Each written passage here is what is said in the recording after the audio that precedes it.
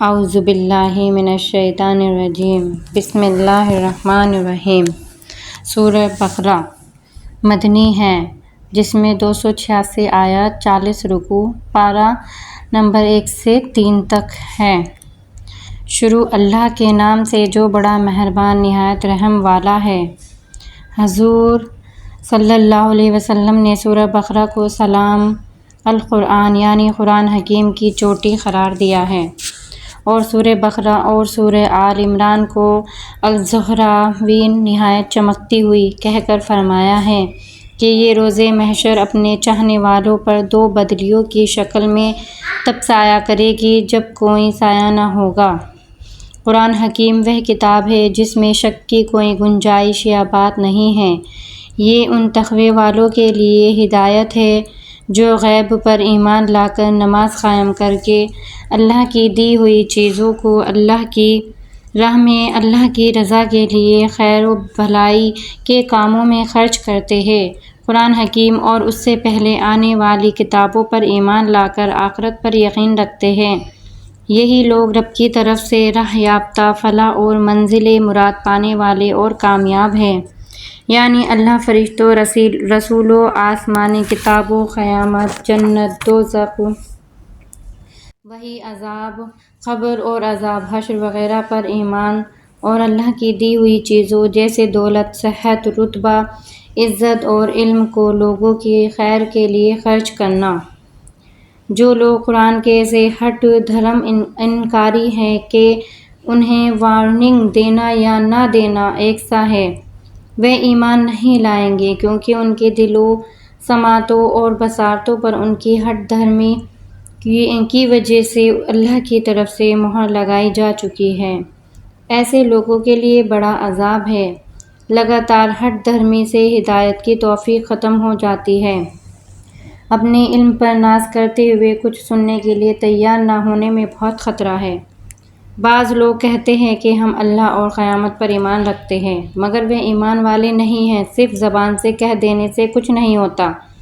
ایمان تو دل کی گہرائیوں سے یقین کے ساتھ زبانی اقرار و عمل کا نام ہے، اور اب تو بنا حضور صلی اللہ علیہ وسلم کو آخری رسول مانے ایمان ہی مکمل نہیں ہوگا۔ جو منافق ہے، یہ سمجھتا ہے کہ وہ اللہ یا اس کے سچے بندوں کو دھوکہ دے رہا ہے، وہ دراصل خود اپنے آپ کو دھوکہ دے رہا ہے۔ منافقت کو اللہ کریم نے بیماری بتایا ہے، اور توبہ نہ کرنے پر یہ بیماری بڑھتی جاتی ہے۔ جھوٹ کی وجہ سے دردناک عذاب چکھنا ہوگا۔ زمین میں فساد پھیلانے سے کسی بھی گروہ کو منع کرنے پر وہ اپنے آپ کو اصلاح کرنے والا گروہ کہہ دیتا ہے۔ تفرقہ بھی ایک طرح کا فساد ہی ہے۔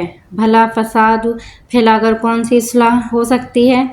منافقوں کو فساد پھیلانے والا کہا گیا ہے کیونکہ وہ غفلت میں خود کو حق پر سمجھتے ہیں جبکہ وہ حق پر نہیں ہوتے۔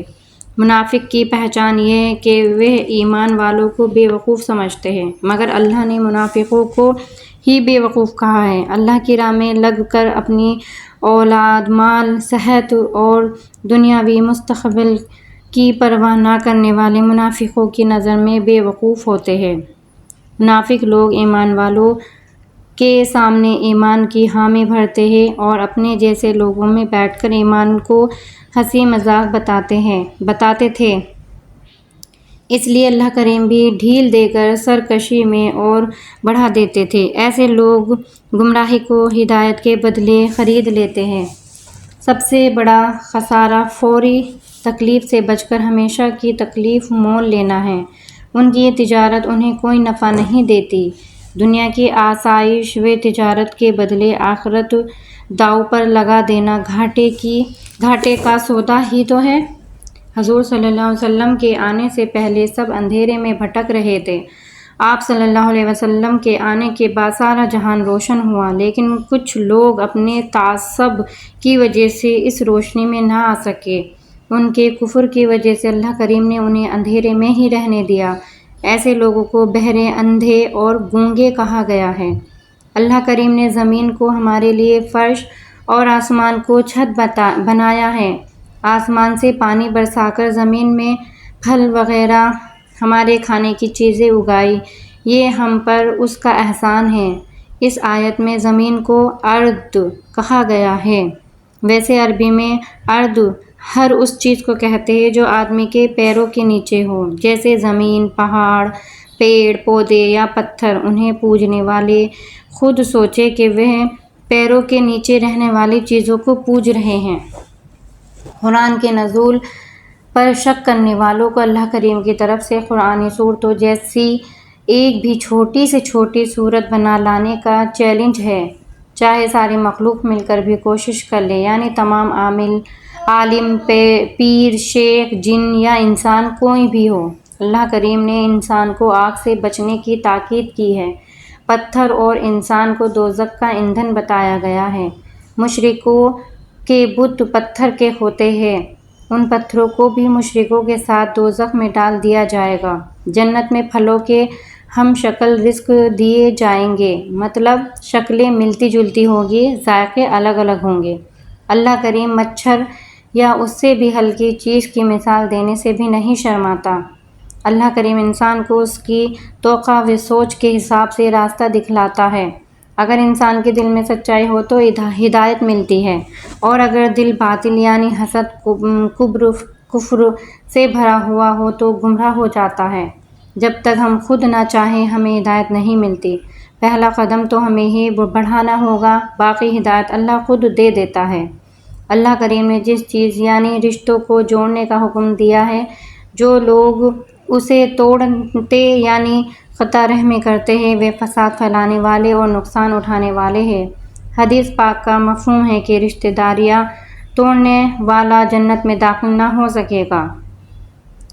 اللہ کریم نے سب نفوس بنا کر ان سے گواہی لے کر مردہ کر دیا تھا، پھر زندہ کیا جو ہماری یہ زندگی ہے، پھر مار ڈالے گا جو اس دنیا میں موت آنی ہے، پھر زندہ کرے گا آخرت میں۔ اللہ کریم نے زمین کی تمام چیزیں ہمارے لیے پیدا کی اور ہمیں آخرت کے لیے۔ جب زمین پر اللہ کریم نے خلیفہ یعنی انسان بنانے کی بات فرشتوں سے کہی تو انہوں نے کم علمی کی وجہ سے کہا کہ آپ انسان کو کیوں پیدا کر رہے ہیں؟ یہ تو زمین میں جا کر فساد و خون ریزی کرے گا، اور ہم تو آپ کی حمد و ثنا پاکیزگی بیان کرنے والے ہیں۔ تب اللہ نے فرمایا کہ میں اپنی حکمتوں کو خود جانتا ہوں، تم نہیں جانتے۔ انسان سے پہلے زمین پر صرف جنات ہی تھے جنہیں اختیار تھا، تب انہوں نے خوب خون ریزی کی تھی۔ اسی بنا پر فرشتوں نے سوال کیا تھا کہ حضرت آدم علیہ السلام کو اختیار کے ساتھ علم بھی دیا گیا تھا جس کا پتہ فرشتوں کو نہیں تھا، مطلب زمین پر خلافت و صدارت کی بنیاد علم ہے، اس لیے آج تعلیم یافتہ قومیں ہی دنیا پر راج کر رہی ہیں۔ اللہ نے حضرت آدم علیہ السلام کو قیامت تک آنے والی چیزوں کے نام سکھا کر یعنی مادی کائنات کی چیزوں کی حقیقت کا علم، جو انسان جس طرح سے سیکھتا ہے، سن کر، دیکھ کر اور دماغ سے محسوس کر کے، ان چیزوں کو فرشتوں کے سامنے لا کر فرمایا کہ اگر تم سچے ہو تو ان سب چیزوں کے نام بتاؤ۔ تب تمام فرشتوں نے عرض کیا کہ اے اللہ، تو پاک ہے ہر نقص و عیب سے، ہمیں تو صرف وہی علم ہے جو تو نے ہمیں سکھا رکھا ہے، پورے علم و حکمت والا تو ہی ہے۔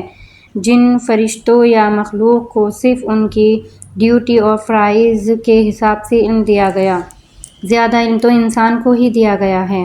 حضرت آدم علیہ السلام کو پورا بنا کر اللہ کریم نے مکمل کیا، تب فرشتوں کو حکم دیا کہ حضرت آدم علیہ السلام کو سجدہ کرے۔ ابلیس کے علاوہ تمام فرشتوں نے اللہ کے حکم سے حضرت آدم علیہ السلام کو سجدہ کیا۔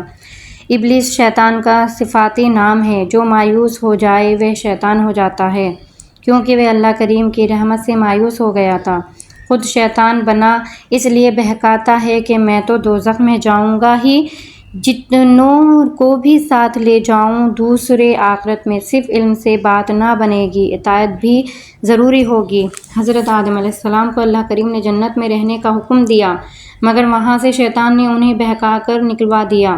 حضرت آدم علیہ السلام کو توبہ کرنی نہیں آتی تھی، مگر دل کی ملامت پر ہی اللہ کریم نے ان کو توبہ کے الفاظ سکھا کر معاف کر دیا۔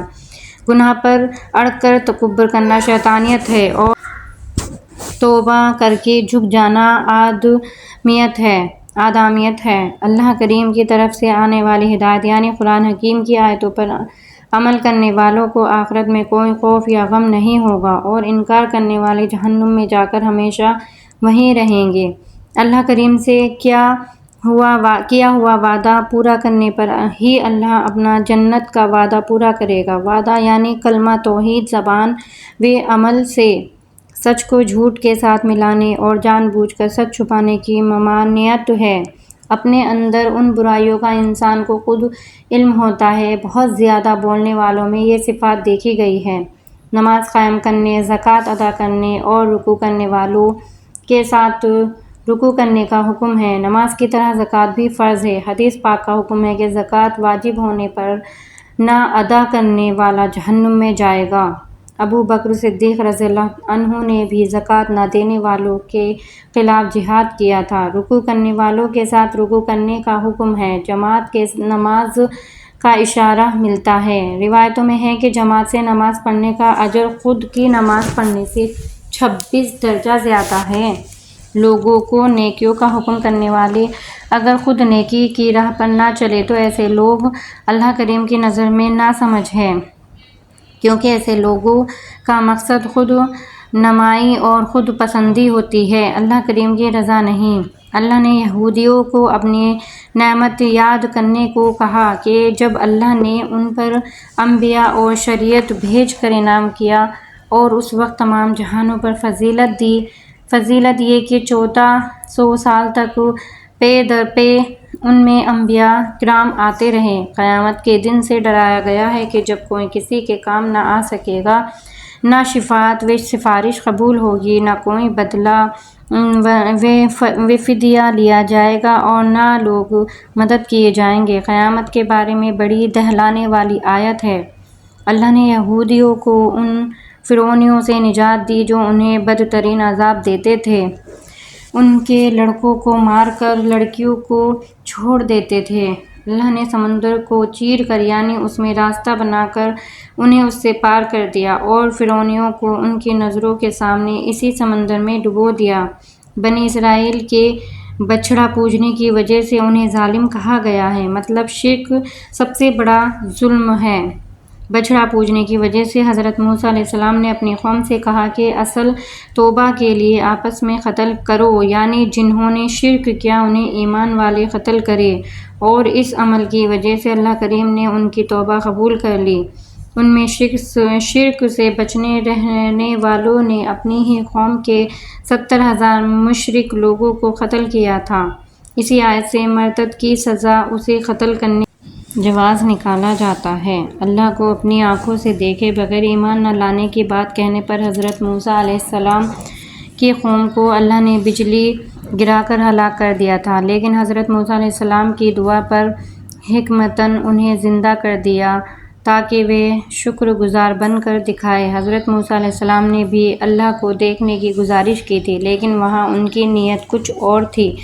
یہاں ان کی ہٹ دھرمی تھی کہ کہتے تھے کہ ہمیں کیا پتہ کہ اللہ نے ہی یہ کتاب بھیجی ہے یا نہیں۔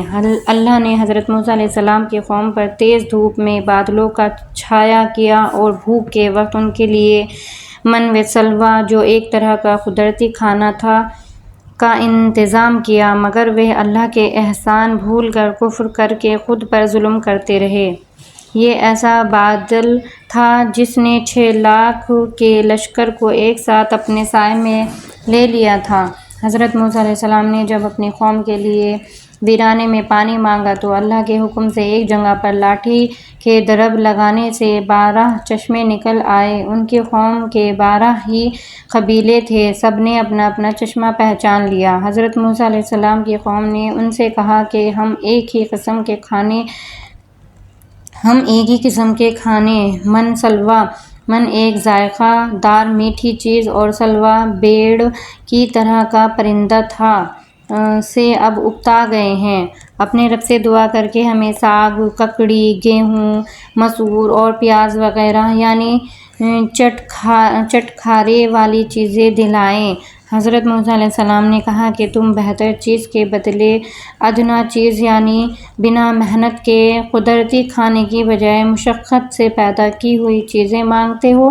اللہ کریم کا حکم نہ ماننے اور نبیوں کا قتل کرنے کی وجہ سے اللہ کریم نے بنی اسرائیل پر ذلت، بدحالی و مسکنت ڈالی اور ان پر اللہ کا غضب ہوا۔ اللہ کا حکم نہ ماننے کی وجہ سے ہم بھی علم، اقتدار، نوکریوں، اخلاق و عزت میں دوسروں سے بہت پیچھے رہ گئے ہیں۔ یہ ذلت اور مسکنت ہی تو ہے۔ مسلمان، یہودی، نصارہ یا عیسائی کچھ بھی نام ہوں، جو اللہ کریم اور قیامت پر ایمان لا کر نیک عمل کرے گا، اس کا اجر اللہ کریم کے پاس ہے، اس پر نہ کوئی خوف ہوگا نہ اداسی۔ پیارے رسول حضرت محمد مصطفیٰ صلی اللہ علیہ وسلم سے پہلے جو لوگ گزرے ان کے لیے یہ شرطیں تھیں، مگر اب پہلے رسولوں کے علاوہ رسول اکرم صلی اللہ علیہ وسلم پر بھی ایمان لانا ضروری ہے۔ صرف مسلمان گھر میں پیدا ہو جانے سے ہی بخشش نہیں ہو جائے گی، بلکہ قلبی تصدیق والے ایمان کے ساتھ عمل بھی ضروری ہے۔ مطلب کسی خاص گروہ میں ہو جانے سے ہی نجات نہ ملے گی۔ کتاب اور شریعت کے احکامات پر عمل کرنے اور انہیں یاد رکھنے سے تقویٰ حاصل ہوتا ہے، صرف وضاقطہ درست کرنے سے نہیں۔ ہمیں اس جسم کی تو بہت پرواہ ہے جسے مرنے کے بعد کیڑے مکوڑے کھا جائیں گے، روح کی کوئی پرواہ نہیں جو ہمیشہ باقی رہے گی۔ اللہ کریم نے آزمائش کے لیے بنی اسرائیل کو سنیچر کے دن مچھلی پکڑنے سے منع فرمایا تھا، نہ ماننے پر انہیں ذلیل بندر بنا دیا۔ اللہ نے اس واقعے کو اگلے پچھلوں کے لیے عبرت اور مومنین کے لیے وعظ اور نصیحت قرار دیا ہے۔ ایسے ہی آزمائش کے طور پر حضرت صالح علیہ السلام کی قوم کو اونٹنی قتل کرنے سے منع فرمایا تھا، اور اب قرآن میں جن چیزوں کو کرنے سے روکا گیا ہے وہ قیامت تک کے لوگوں کے لیے آزمائش کا ذریعہ ہے۔ جیسے ہمیں جمعے کی اذان کے بعد خرید و فروخت سے منع کیا گیا ہے۔ حضرت موسیٰ علیہ السلام کے ذریعے گائے ذبح کرنے والے اللہ کریم کے حکم کو بنی اسرائیل مذاق سمجھ رہے تھے۔ حضرت موسیٰ علیہ السلام نے دین میں ہنسی مذاق کرنے کو جہالت کہا۔ بنی اسرائیل میں سے ہی کسی نے ایک دوسرے شخص کو قتل کر دیا۔ قاتل کا پتہ نہ لگنے پر وہ لوگ آپس میں اختلاف کرنے لگے۔ تب اللہ نے گائے ذبح کر کے اس کے جسم کا ایک ٹکڑا مقتول کے جسم پر مارنے کا حکم دیا، جس سے وہ جی اٹھا اور قاتل کا نام بتا کر پھر مر گیا۔ اس سے قبر میں حساب کے لیے مردے کا اٹھ کر پھر ختم ہو جانا بھی ثابت ہے، اور قیامت میں دوبارہ اٹھنا بھی۔ واللہ اعلم۔ نافرمانوں کے دل بے عملی اور بد عملی کی وجہ سے پتھروں و چٹانوں سے بھی زیادہ سخت ہو جاتے ہیں۔ جب دین میں ہیلے بہانے نکالے جائیں اور ان کے ذریعے شریعت سے بچاؤ کے راستے نکال کر جائز فائدہ اٹھایا جائے تو دل پتھروں کی طرح سخت ہو جاتے ہیں، جیسے آج ہمارے دور کا حال ہے۔ کتاب کے صرف ظاہری الفاظ جاننے والوں کو ان پڑھ کہا گیا ہے۔ ایسے لوگ گمان اور اٹکل پر ہی رہتے ہیں۔ قرآن حکیم کے معاملے میں ہم اپنا محاسبہ کریں کہ کیا بغیر ترجمہ پڑھے اور سمجھے صرف تلاوت کرنے سے ہی قرآن حکیم کا حق ادا ہو جائے گا؟ دنیاوی فائدے کے لیے اپنے یا اپنے بزرگوں کے کلام کو اللہ کریم کا کلام کہنے والوں کے لیے اپنی اس کمائی سے بہت خرابی اور ہلاکت ہے۔ بنی اسرائیل قوم کے گمان میں تھا کہ وہ گناہوں کے عوض کچھ دن دوزخ میں رہیں گے اور پھر نکال کر جنت میں بھیج دیے جائیں گے، جبکہ اللہ کریم نے ان سے ایسا کوئی وعدہ نہیں کیا تھا۔ بنا قلبی ایمان کے ہم بھی اگر یہی سوچ رکھیں گے تو کیا پوری ہوگی؟ ایک بھی برا کام یعنی حرام کام کر کے اسی میں ہی گھرے رہنے والے جہنمی ہیں، اگر توبہ کر کے اس کام کو چھوڑ نہ دے۔ جیسے اگر کوئی سود کھاتا ہے اور تہجد بھی پڑھتا ہے، یتیم خانے بھی کھولتا ہے، تو اس کے اچھے اعمال بھی برے کام کی وجہ سے جہنم سے نہ بچا سکیں گے۔ جیسے صفر سے ضرب دینے سے باقی ہند سے بھی صفر ہو جاتے ہیں، ایسے ہی حرام کام باقی نیکیوں کو زیرو کر دیتا ہے۔ اللہ کریم اپنے بندوں سے چاہتا ہے کہ صرف اللہ کریم کی ہی عبادت کرے، ماں باپ، رشتہ داروں، دوستوں، یتیموں، مسکینوں کے ساتھ حسن سلوک کرے، لوگوں کو اچھی بات کہے، نماز قائم کرے اور زکوٰۃ ادا کرے۔ لیکن ہم میں سے کم لوگ ہی ان چیزوں کا خیال رکھتے ہیں۔ اللہ نے قرآن میں اس طرح کئی جگہ اپنے حق کے بعد ماں باپ کا حق بیان کر کے ان کی اہمیت بتائی ہے۔ اپنے ضعیف ماں باپ، معصوم بچوں، یتیموں اور غلاموں کو بہت خیال رکھنا چاہیے۔ حدیث پاک میں ہے کہ تمہاری کمزوریوں کی وجہ سے تمہیں رزق دیا جاتا ہے۔ جو لوگ اللہ کریم کی کتاب کے کچھ احکام مانیں اور کچھ احکام نہ مانیں، ان کے لیے دنیا میں رسوائی اور قیامت میں سخت عذاب ہے۔ اللہ ہماری حرکتوں سے غافل نہیں ہے۔ جس نے نماز اور حج فرض کیے ہیں، اسی نے تو سود کو حرام کیا ہے۔ کیا ہمارا حال آج یہی نہیں ہے کہ اپنے مطلب کی تو مان لیتے ہیں، باقی چھوڑ دیتے ہیں؟ جیسے ہم نے رشوت اور جھوٹ کو کاروبار میں ضرور سمجھ لیا ہے کہ بنا اس کے کام نہیں چلتا۔ سوچئے اگر آخرت کا نقصان کرنے والی یہ کمائی حرام ہے تو سب بیکار۔ کیا ہمیں اسلام ایک پیکج کی طرح پورا کا پورا منظور ہے؟ اگر ہے تو ٹھیک، ورنہ عذاب تو ہوگا ہی۔ جن لوگوں نے دنیاوی زندگی کو آخرت کی زندگی کے بدلے خرید لیا، قیامت میں نہ ان کا عذاب کم کیا جائے گا، نہ وہ کسی بھی طرح کی مدد کیے جائیں گے۔ آج ہمارا معاشرہ اکثر ایسے ہی لوگوں سے بھرا ہوا ہے جو گھاٹے کا سودا کر رہے ہیں کہ دین کی آڑ میں چھوٹے فائدے کے لیے بہت بڑا آخرت کا نقصان کر رہے ہیں، کیونکہ معاذاللہ کسی کے چہرے اور کپڑوں سے دھوکہ نہیں کھاتا۔ دین کے بارے میں الٹے سیدھے جملے کہنے والے کو ملعون اور بہت کم ایمان والا کہا گیا ہے۔ سوچئے کہیں ہم ایسے تو نہیں ہیں؟ اگر کسی کو آخرت میں اللہ کریم سے ملنے کا یقین ہوگا تو وہ اللہ کی راہ میں موت طلب کرنے سے بھی نہیں گھبرائے گا، لیکن کافر اپنی کرتوتوں کی وجہ سے موت طلب نہیں کرے گا۔ آج ہم اپنی حالتوں پر غور کریں۔ آج جنت سب چاہتے ہیں مگر مرنا کوئی بھی نہیں چاہتا۔ عجیب المیہ ہے۔ یہود دنیا کی زندگی کے زیادہ حریص ہوتے ہیں۔ اس حرص میں وہ مشرکوں سے بھی زیادہ ہیں۔ ان کا ہر شخص 1000 سال کی عمر چاہتا ہے، حالانکہ زیادہ عمر مل جانا بھی عذاب سے نہیں چھڑا سکتا، کیونکہ اللہ کو تو سب معلوم ہے۔ آج تو اکثر مسلمان بھی دنیا کے پھیر میں ہی نظر آتے ہیں، آخرت کی تیاری کرتے نہیں دکھتے۔ ہم کسی ملک میں جانے کا ارادہ کریں تو اس کے بارے میں معلومات کرتے ہیں یا پاسپورٹ بنوا کر ویزا لیتے ہیں، وہاں کے لیے جہاز اور ہوٹل بک کراتے ہیں، کرنسی کا پہلے سے انتظام کرتے ہیں، وہاں کوئی تعلق نکال کر چاہتے ہیں کہ کوئی ایئرپورٹ پر لینے آئے، مگر آخرت کے سفر پر ہم لوگ زیادہ تر بنا تیاری بڑھتے ہی جا رہے ہیں۔ سوچیں اگر ہمیں کسی ایسی جگہ اتار دیا جائے جہاں کی نہ ہمیں کوئی معلومات ہو، نہ ہی ہمارے پاس کرنسی ہو، نہ ہوٹل کی بکنگ ہو، نہ کوئی ہماری جان پہچان ہو، تب ہمارا کیا بنے گا؟ اس لیے موت کی گھڑی آنے سے پہلے آخرت کے بارے میں معلومات اور اس کے لیے تیاری کرنا ہی عقل مندی ہے۔ جو بھی اللہ کے رسولوں اور فرشتوں، حضرت جبرائیل علیہ السلام اور حضرت میکائیل علیہ السلام کو دشمن سمجھتے ہیں، وہ اللہ کے دشمن ہیں۔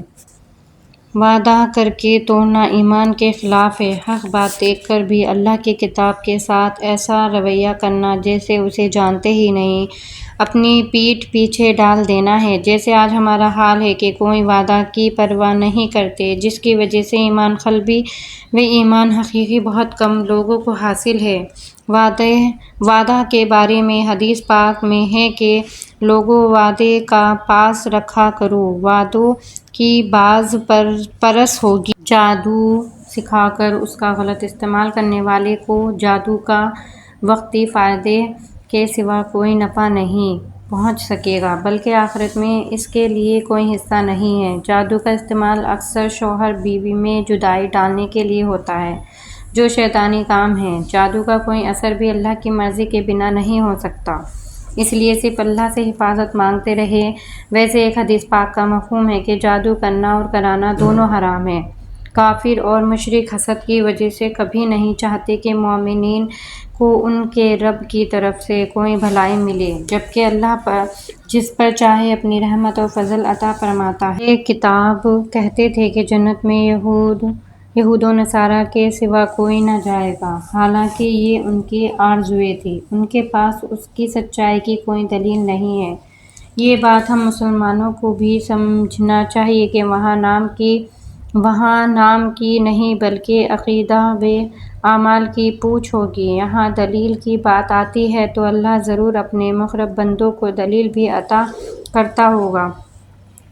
اپنے آپ کو اخلاص کے ساتھ اللہ کریم کے سامنے جھکانے والے لوگ خوف، غم، اداسی، ڈپریشن سے دور رہیں گے۔ اللہ کی شریعت پر، سیرت نبی صلی اللہ علیہ وسلم کے مطابق عمل کرنے والے ہر قوم کے لوگ اپنے آپ کو حق پر کہتے ہیں۔ حق کا فیصلہ قیامت میں اللہ کریم کریں گے۔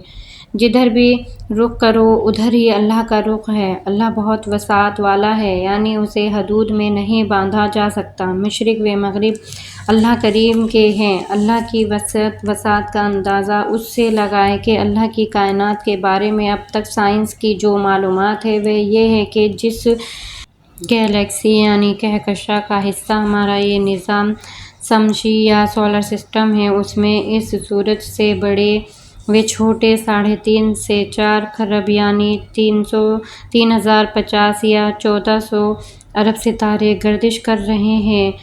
اس گیلیکسی سے بڑی 350 ارب اور اس سے چھوٹی 700 ارب یعنی ٹوٹل 10.5 خرب گیلیکسی کا پتہ لگ چکا ہے، جن کی روشنی ہم تک پہنچ چکی ہے، اور یہ روشنی 14 ارب سال پہلے چلی تھی جو اب جا کر ہم تک پہنچی ہے۔ قرآن کے مطابق یہ کائنات مسلسل پھیل رہی ہے۔ ان 14 ارب سال میں یہ کتنی پھیل گئی ہے اس کا کوئی اندازہ نہیں ہے، مگر کوئی نیا آلہ آ جائے تو شاید پہلے پتہ لگ جائے، ورنہ 14 ارب سال بعد بھی اس کا پتہ چل پائے گا۔ اب سوچئے، جب اس کائنات کی وسعت کا ہم اندازہ نہیں لگا سکتے تو اللہ سبحانہ تعالیٰ کی وسعت کا کیا اندازہ لگا سکتے ہیں؟ اتنی وسعت والا ہو کر بھی وہ ہم سے محبت کرتا ہے۔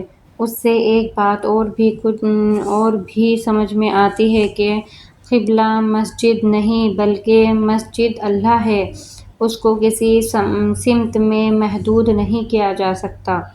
116 117 زمین و آسمان کی تمام مخلوق اللہ کی ملکیت میں ہے، وہی ان کا پیدا کرنے والا ہے اور ہر ایک اس کا فرمانبردار ہے۔ وہ جس کام کو کرنا چاہے بس ہو جا کہہ دیتا ہے اور وہ کام ہو جاتا ہے۔ بڑے سے بڑے رسول، نبی، فرشتے، اولیاء بھی اس کے ہی فرمانبردار ہیں۔ رسول اکرم صلی اللہ علیہ وسلم تو حق کے ساتھ خوشخبری دینے والے اور ڈرانے والے بن کر آئے تھے۔ جہنمیوں کے بارے میں رسول اللہ صلی اللہ علیہ وسلم سے نہیں پوچھا جائے گا کہ یہ آپ کے دین پہچاننے کے بعد بھی دوزخ میں کیوں جا رہے ہیں۔ حضور صلی اللہ علیہ وسلم تو ابو طالب تک کو کلمہ نہیں پڑھا سکے، کیونکہ دنیا میں سب کو ماننے یا نہ ماننے کی آزادی ہے اور ہدایت اللہ کے ہاتھ میں ہے۔ آپ صلی اللہ علیہ وسلم کو اللہ نے کہا ہے کہ قلبی ایمان و علم آ جانے کے بعد کافروں کو راضی کرنے کے لیے اللہ کی راہ چھوڑ کر ان کی خواہشات کی پیروی کرنے والوں کو اللہ کی پکڑ سے بچانے کے لیے کوئی دوست یا مددگار نہ ہوگا۔ اسی طرح کی تمام تنبیہات اللہ نے حضور اکرم صلی اللہ علیہ وسلم کو کی، مگر یہ سب امت کی آگاہی کے لیے ہے کہ جب اپنے پیارے نبی صلی اللہ علیہ وسلم کو اللہ ایسا کہہ رہا ہے تو عام لوگوں کا کیا حال ہوگا۔ اللہ کریم کی کتاب پر ایمان رکھتے ہوئے اسے ایسے پڑھنے کا حکم ہے جیسے پڑھنے کا اس کا حق ہے، خوب خضوع سے تلاوت کرنا، خوب توجہ اور غور سے پڑھنا، جنت کے ذکر پر رب سے اس کا سوال کرنا، جہنم کے ذکر پر اس سے پناہ مانگنا، اس کے بتائے ہوئے حلال کو حلال، حرام کو حرام سمجھنا، اس کی تعلیم لوگوں تک بغیر چھپائے پہنچانا، جو سمجھ میں آ جائے اس پر عمل کرنا، جو سمجھ میں نہ آئے وہ علماء حضرات سے بنا جھجک معلوم کرنا اور ایک ایک بات کی اتباع اور پیروی کرنا، یہ پڑھنے کے حق میں، مگر یہ تب ادا ہوں گے جب آپ عربی جانتے ہو یا ترجمہ قرآن پڑھتے ہو۔ قیامت میں کوئی شخص کسی دوسرے کو فائدہ، فدیہ، شفاعت یا مدد بغیر اللہ کریم کی مرضی کے نہ کر سکے گا۔ یہاں یہ سب اختیار ہمیں ہیں، وہاں صرف اللہ کو ہی ہوں گے۔ اللہ نے حضرت ابراہیم علیہ السلام کو کئی طرح کی باتوں سے آزما کر دیکھا اور انہیں صحیح پا کر انہیں انعام کے طور پر لوگوں کا امام بنا دیا۔ عقل کے صحیح استعمال، حق کے لیے ان کی جستجو، تحقیق اور خلوص کی وجہ سے۔ تب انہوں نے عرض کیا کہ اے اللہ، میری اولاد پر بھی یہ فضل فرما دیجیے۔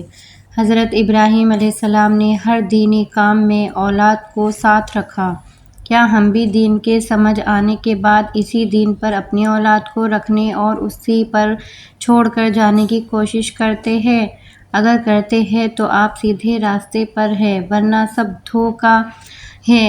آج ہم میں زیادہ تر لوگ خود تو فجر و دیگر نمازوں کے لیے جاتے ہیں، مگر بیوی بچوں کو سوتا چھوڑ دیتے ہیں اور انہیں نماز کے لیے کہتے بھی نہیں۔ اللہ نے بیت اللہ شریف کو لوگوں کے لیے ثواب اور امن و امان کی جگہ بنائی اور مقام ابراہیم کو نماز کی جگہ مقرر کرنے کا حکم ہے۔ اللہ نے حضرت ابراہیم علیہ السلام اور حضرت اسماعیل علیہ السلام سے کعبہ کا طواف کرنے والوں اور رکوع و سجدہ کرنے والوں کے لیے شرک سے پاک صاف رکھنے کا وعدہ بھی لیا۔ مقام ابراہیم کعبہ شریف کے پاس ہی ایک شیشے میں محفوظ و پتھر ہے جس پر کھڑے ہو کر حضرت ابراہیم علیہ السلام نے کعبہ کی تعمیر کی تھی۔ آج تک اس پتھر پر حضرت ابراہیم علیہ السلام کے پیروں کے نشان باقی ہیں۔ حاجی حضرات کو طواف مکمل کرنے کے بعد 2 رکعت نماز یہاں پڑھنے کا حکم ہے۔ حضرت ابراہیم علیہ السلام نے مکہ کو امن کا شہر بنانے اور وہاں کے مومنوں باشندوں کو پھلوں کی روزی دینے کی دعا اللہ کریم سے کی تھی۔ آج بھی وہ سارا علاقہ ریگستان ہے، مگر حضرت ابراہیم علیہ السلام کی دعا کی برکت سے دنیا کا ہر عمدہ اور تازہ پھل وہاں ملتا ہے۔ حضرت ابراہیم اور حضرت اسماعیل علیہ السلام کعبہ کی دیواریں اور بنیاد اٹھاتے جاتے تھے اور اپنے اس عمل کو قبول کرنے کی دعا اللہ سے کرتے جاتے تھے۔ ہمیں بھی دینی کام کرتے ہوئے قبولیت کی دعا کرتے رہنا چاہیے۔ حضرت ابراہیم علیہ السلام اور حضرت اسماعیل علیہ السلام جیسے انبیاء اس آیت میں خود کو فرمانبردار بنانے، عبادت سکھانے، اپنی اولاد کو عبادت گزار بنانے اور توبہ قبول کرنے کی دعا کر رہے ہیں، اور ہم بے فکر ہو کر جنت کا انتظار کر رہے ہیں۔ رسول پاک صلی اللہ علیہ وسلم تلاوت یعنی قرآن حکیم پڑھانے، کتاب کا علم سکھانے، حکمت سکھانے اور تزکیہ یعنی نفس کو پاک کرانے کے لیے آئے تھے۔ جب کبھی ابراہیم علیہ السلام کو اللہ نے فرمانبردار ہونے کا حکم دیا تو انہوں نے فرمانبرداری کی۔ بیٹا ذبح کرنا پڑے تو لبیک، بیوی بچوں کو ویرانے میں چھوڑنا پڑے تو لبیک، خود کو آگ کے حوالے کرنا پڑے تو لبیک۔ اللہ ہمیں بھی اس طرح کی فرمانبرداری کی توفیق دے، آمین۔ حضرت ابراہیم علیہ السلام اور حضرت یعقوب علیہ السلام نے اپنی اولاد کو مسلمان یعنی اللہ کا فرمانبردار رہ کر ہی مرنے کی وصیت کی تھی، کیونکہ اللہ کریم کو اپنے سچے بندوں کے لیے اسلام مذہب ہی پسند ہے۔ حضرت یعقوب علیہ السلام نے انتقال کے وقت اپنے بچوں سے پوچھا تھا کہ میرے بعد کس کی اتباع کرو گے؟ جواب ملا، آپ کی اور آپ کے بڑوں کے معبود یعنی اللہ کی۔ کیا آج ہم کو مرتے وقت یہ فکر رہتی ہے کہ ہمارے بعد ہمارے بچے کیا بنیں گے اور ان کی آخرت کا کیا ہوگا؟ پہلے گزرے ہوئے بزرگوں یعنی ہمارے آبا و اجداد کے اعمال چاہے کتنے ہی نیک یا بد ہو، ان کے بارے میں ہم سے نہیں پوچھا جائے گا، ہم سے ہمارے اعمال کا حساب ہوگا۔ اسی لیے اپنی بہت فکر کرے اور دوسروں کے ساتھ خیر خواہی اور دعا کرے۔ انبیاء میں کسی کے درمیان فرق نہ کرنے کا حکم ہے، کسی ایک کا بھی انکار نہیں کر سکتے، ایک کا انکار سب کا انکار مانا جائے گا۔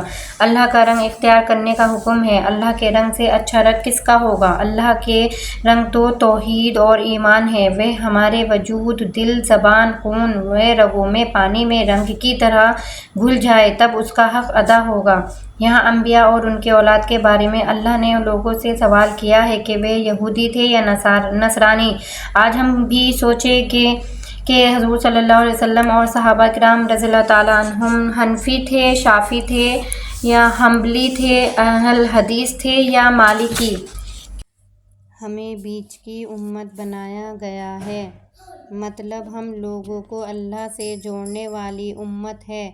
قیامت میں ہم اور امتوں پر گواہ ہوں گے اور پیارے رسول صلی اللہ علیہ وسلم اپنی امت یعنی ہم پر گواہ ہوں گے کہ ہم تک انہی نے حق پہنچا دیا تھا۔ بیچ کی امت کا مطلب ہمیں ہر معاملے میں بیچ کا یعنی اعتدال کا راستہ اختیار کرنے والی امت بنایا گیا ہے، چاہے وہ عبادات ہو یا معاملات۔ بیچ کی امت کا مطلب یہ بھی ہو سکتا ہے کہ یہ امت اللہ اور باقی لوگوں کے بیچ کا لنک ہو قیامت تک کے لیے، واللہ اعلم۔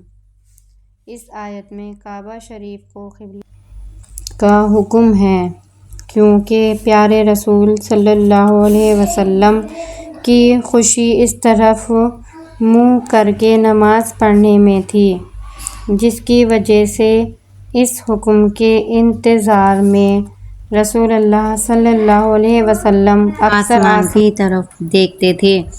مکہ سے ہجرت کے بعد 16-17 مہینے پیارے رسول صلی اللہ علیہ وسلم اور صحابہ کرام رضی عنہم اجمعین نے بیت المقدس کی طرف رخ کر کے نماز پڑھی تھی، مگر حضرت محمد مصطفیٰ صلی اللہ علیہ وسلم بے چین رہتے تھے، کیونکہ اس طرح کعبہ کی طرف پیٹھ ہوتی تھی۔ اس آیت میں قبلہ بدلنے کے حکم کے بعد سے تمام ایمان والے لوگوں کو کعبہ کو ہی قبلہ ماننے کا حکم ہوا۔ اہل کتاب پیارے رسول صلی اللہ علیہ وسلم کو ایسے پہچانتے تھے جیسے اپنے بیٹے کو، مگر حق دیکھ کر سن کر بھی ان کے گمراہ لوگ کتابوں میں ان کی پیشن گوئی ہونے کی وجہ سے رسول اللہ صلی اللہ علیہ وسلم کعبہ شریف یا قرآن حکیم کو بیٹوں کی طرح پہچانتے تھے، جیسے انسان اپنی اولاد کو کبھی نہیں بھولتا، واللہ اعلم۔ دنیا میں مسلمان کہیں بھی ہو، نماز کے لیے رخ کعبہ شریف کی طرف ہی کرنے کا حکم ہے۔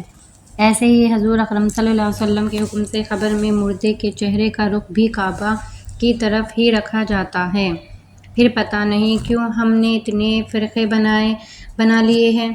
اللہ کریم فرماتا ہے کہ تم مجھے یاد کرو، میں بھی تمہیں یاد کروں گا، اور شکر گزاری کرو، ناشکری سے بچو۔ اپنے حاصل کو اپنی خواہش بنا لینا ہی اللہ کا صحیح شکر ہے۔ حدیث قدسی کا مفہوم ہے کہ میرا بندہ مجھے تنہائی میں یاد کرتا ہے تو میں بھی اسے تنہائی میں یاد کرتا ہوں، اور اگر وہ محفل میں میرا ذکر کرتا ہے تو میں بھی اس سے بہتر محفل یعنی فرشتوں میں اس کا ذکر کرتا ہوں۔ تقوی والے کو اللہ کریم کی مدد صبر اور نمازوں کے ذریعے مانگنی چاہیے، بے شک اللہ صبر کرنے والوں کے ساتھ ہے۔ اس آیت میں استخارہ کرنے کا اشارہ ملتا ہے۔ اللہ کریم ہمیں دشمن کے ڈر، بھوک پیاس، مال جان اور پھلوں کی کمی، فصل وغیرہ کے نقصان کے ذریعے آزماتا ہے۔ اس پر صبر کرنے والوں کے لیے خوشخبری ہے۔ جوان نقصانات پر صبر کرے کامیاب ہے، اور جو پریشان ہو کر منہ سے برے کلمے نکالے وہ ناکام ہے۔ مصیبتوں کے وقت جو لوگ کہیں کہ ہم تو اللہ کی ملکت ہے اور وہ جو چاہے ہمارے ساتھ کرے اور ہمیں اسی کی طرف لوٹ کر جانا ہے، ایسے ہی ہدایت یافتہ لوگوں پر رب کی نوازش اور رحمتیں ہوتی ہیں۔ ایک حدیث قدسی میں اللہ فرماتا ہے کہ جو دنیا میں میرے دیے تھوڑے مال پر راضی ہو جائے گا، آخرت میں بھی اس کے لائے تھوڑے اعمال پر راضی ہو جاؤں گا۔ صفا اور مروہ پہاڑ اللہ کریم کی نشانیاں ہیں، ان کی صحیح کرنا حج اور عمرہ کا ضروری رکن ہے۔ حج و عمرہ کے دوران دونوں پہاڑوں کے بیچ 7 چکر لگانا سعی کہلاتا ہے، جو حضرت ہاجرہ کی سنت ہے۔ اللہ کریم کے کلام کی دلیل اور ہدایت چھپانے والوں پر اللہ کریم کی لعنت ہے۔ سوچیے، قیامت میں کہیں ہم قرآن حکیم کا ترجمہ پڑھنے سے روکنے اور غیر مسلموں تک اس کی ہدایت نہ پہنچانے کی وجہ سے بہت سے لوگ اس ضد میں تو نہیں آئیں گے۔ اس معاملے کی توبہ یہ ہے کہ زیادہ سے زیادہ لوگوں تک قرآن حکیم کی تعلیمات پہنچائی جائے۔ علم بہت بڑی امانت ہے، اس کو چھپانا بڑا گناہ ہے۔ اللہ کی طرف سے جو علم آئے اس کو دوسروں تک پہنچانا لازم ہے، کیونکہ رسول اللہ صلی اللہ علیہ وسلم کی حدیث ہے کہ لوگوں تک پہنچاؤ، چاہے تمہیں مجھ سے ایک آیت ہی پہنچے۔ اپنے کفر میں ہی مر جانے والے کافروں پر اللہ کریم کے فرشتوں کی اور تمام لوگوں کی لعنت ہوتی ہے، اور یہ ہمیشہ اس کی لعنت میں رہیں گے۔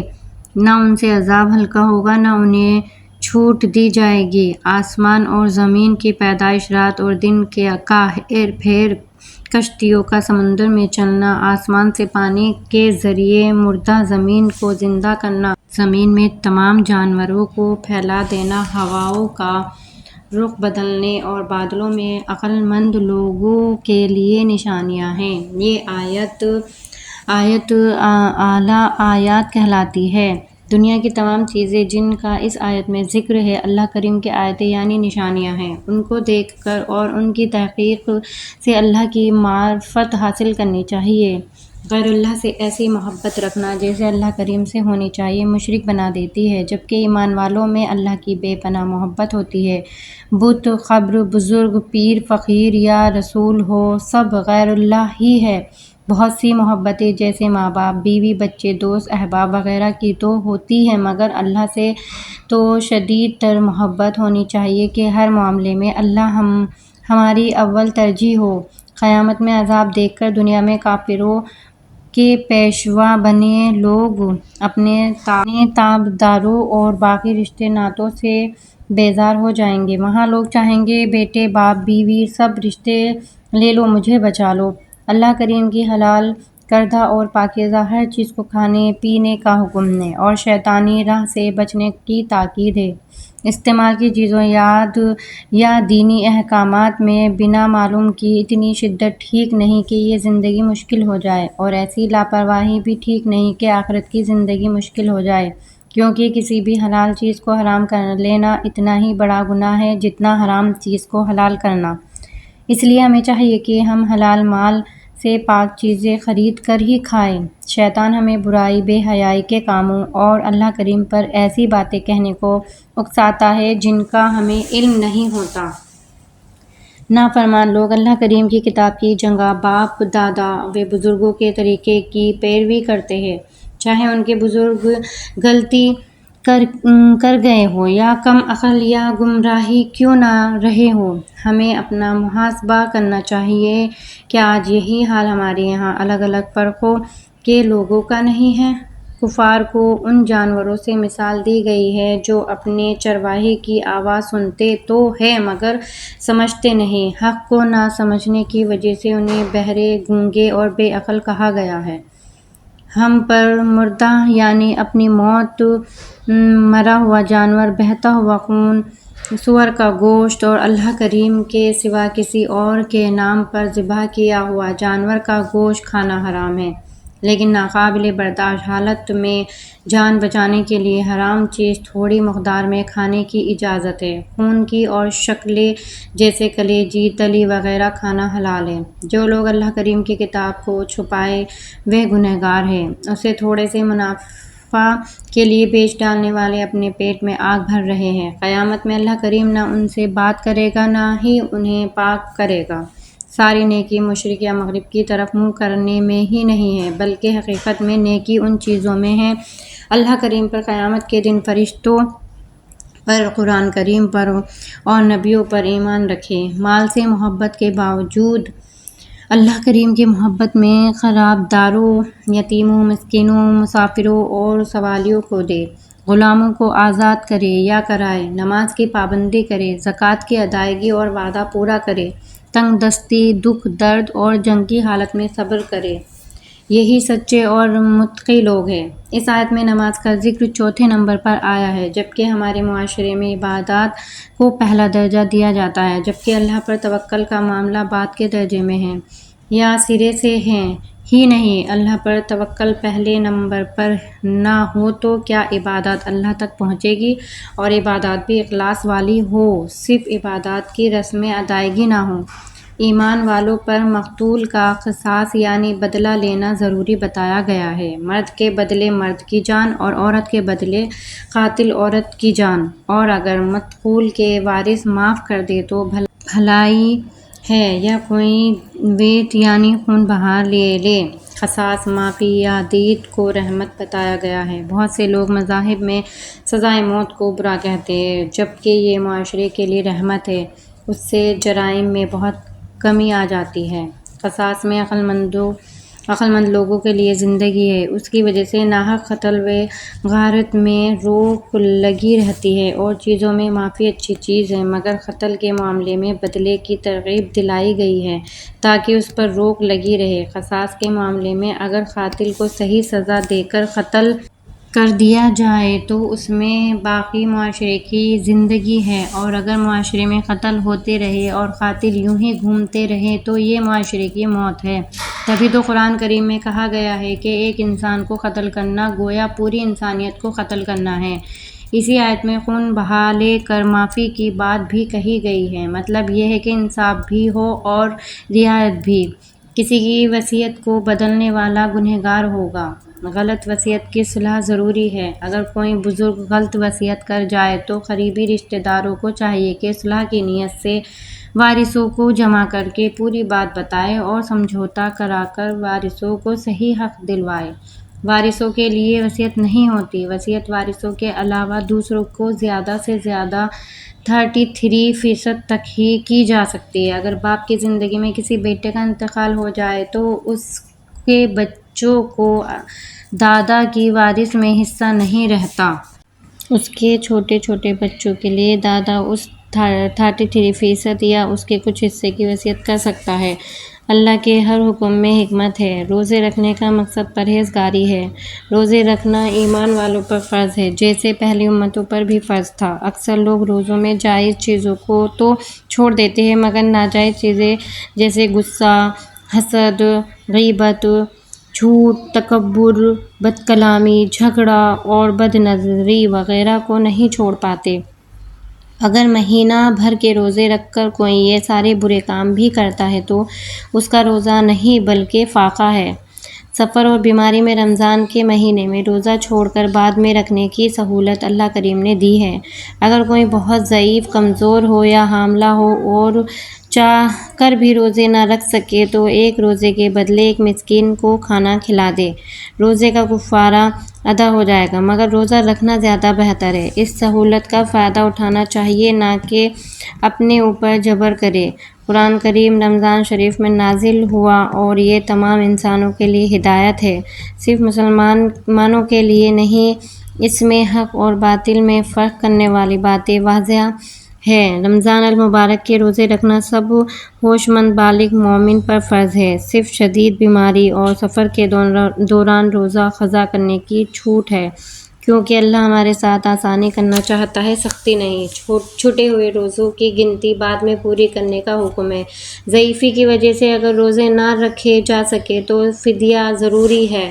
ہمارے معاشرے میں اکثر عورتیں اپنے مخصوص ایام کے چھوٹے ہوئے روزے بعد میں نہیں رکھتی۔ دھیان رہے یہ فرض روزے ہیں، ان میں کوتاہی بہت بڑا گناہ ہے۔ دوسرے جو لوگ سفر میں شدید گرمی و تھکان کے باوجود روزے رکھتے ہیں وہ یہ سمجھ لیں کہ اللہ کی طرف سے ملی ہر ایک رعایت رحمت و نعمت ہے، اور اس کا استعمال نہ کرنا کفرانی نعمت ہے۔ اللہ کریم اپنے بندوں کے بہت قریب ہے اور ہر یقین کے ساتھ پکارنے والے کی پکار سنتا ہے اور دعا قبول کرتا ہے۔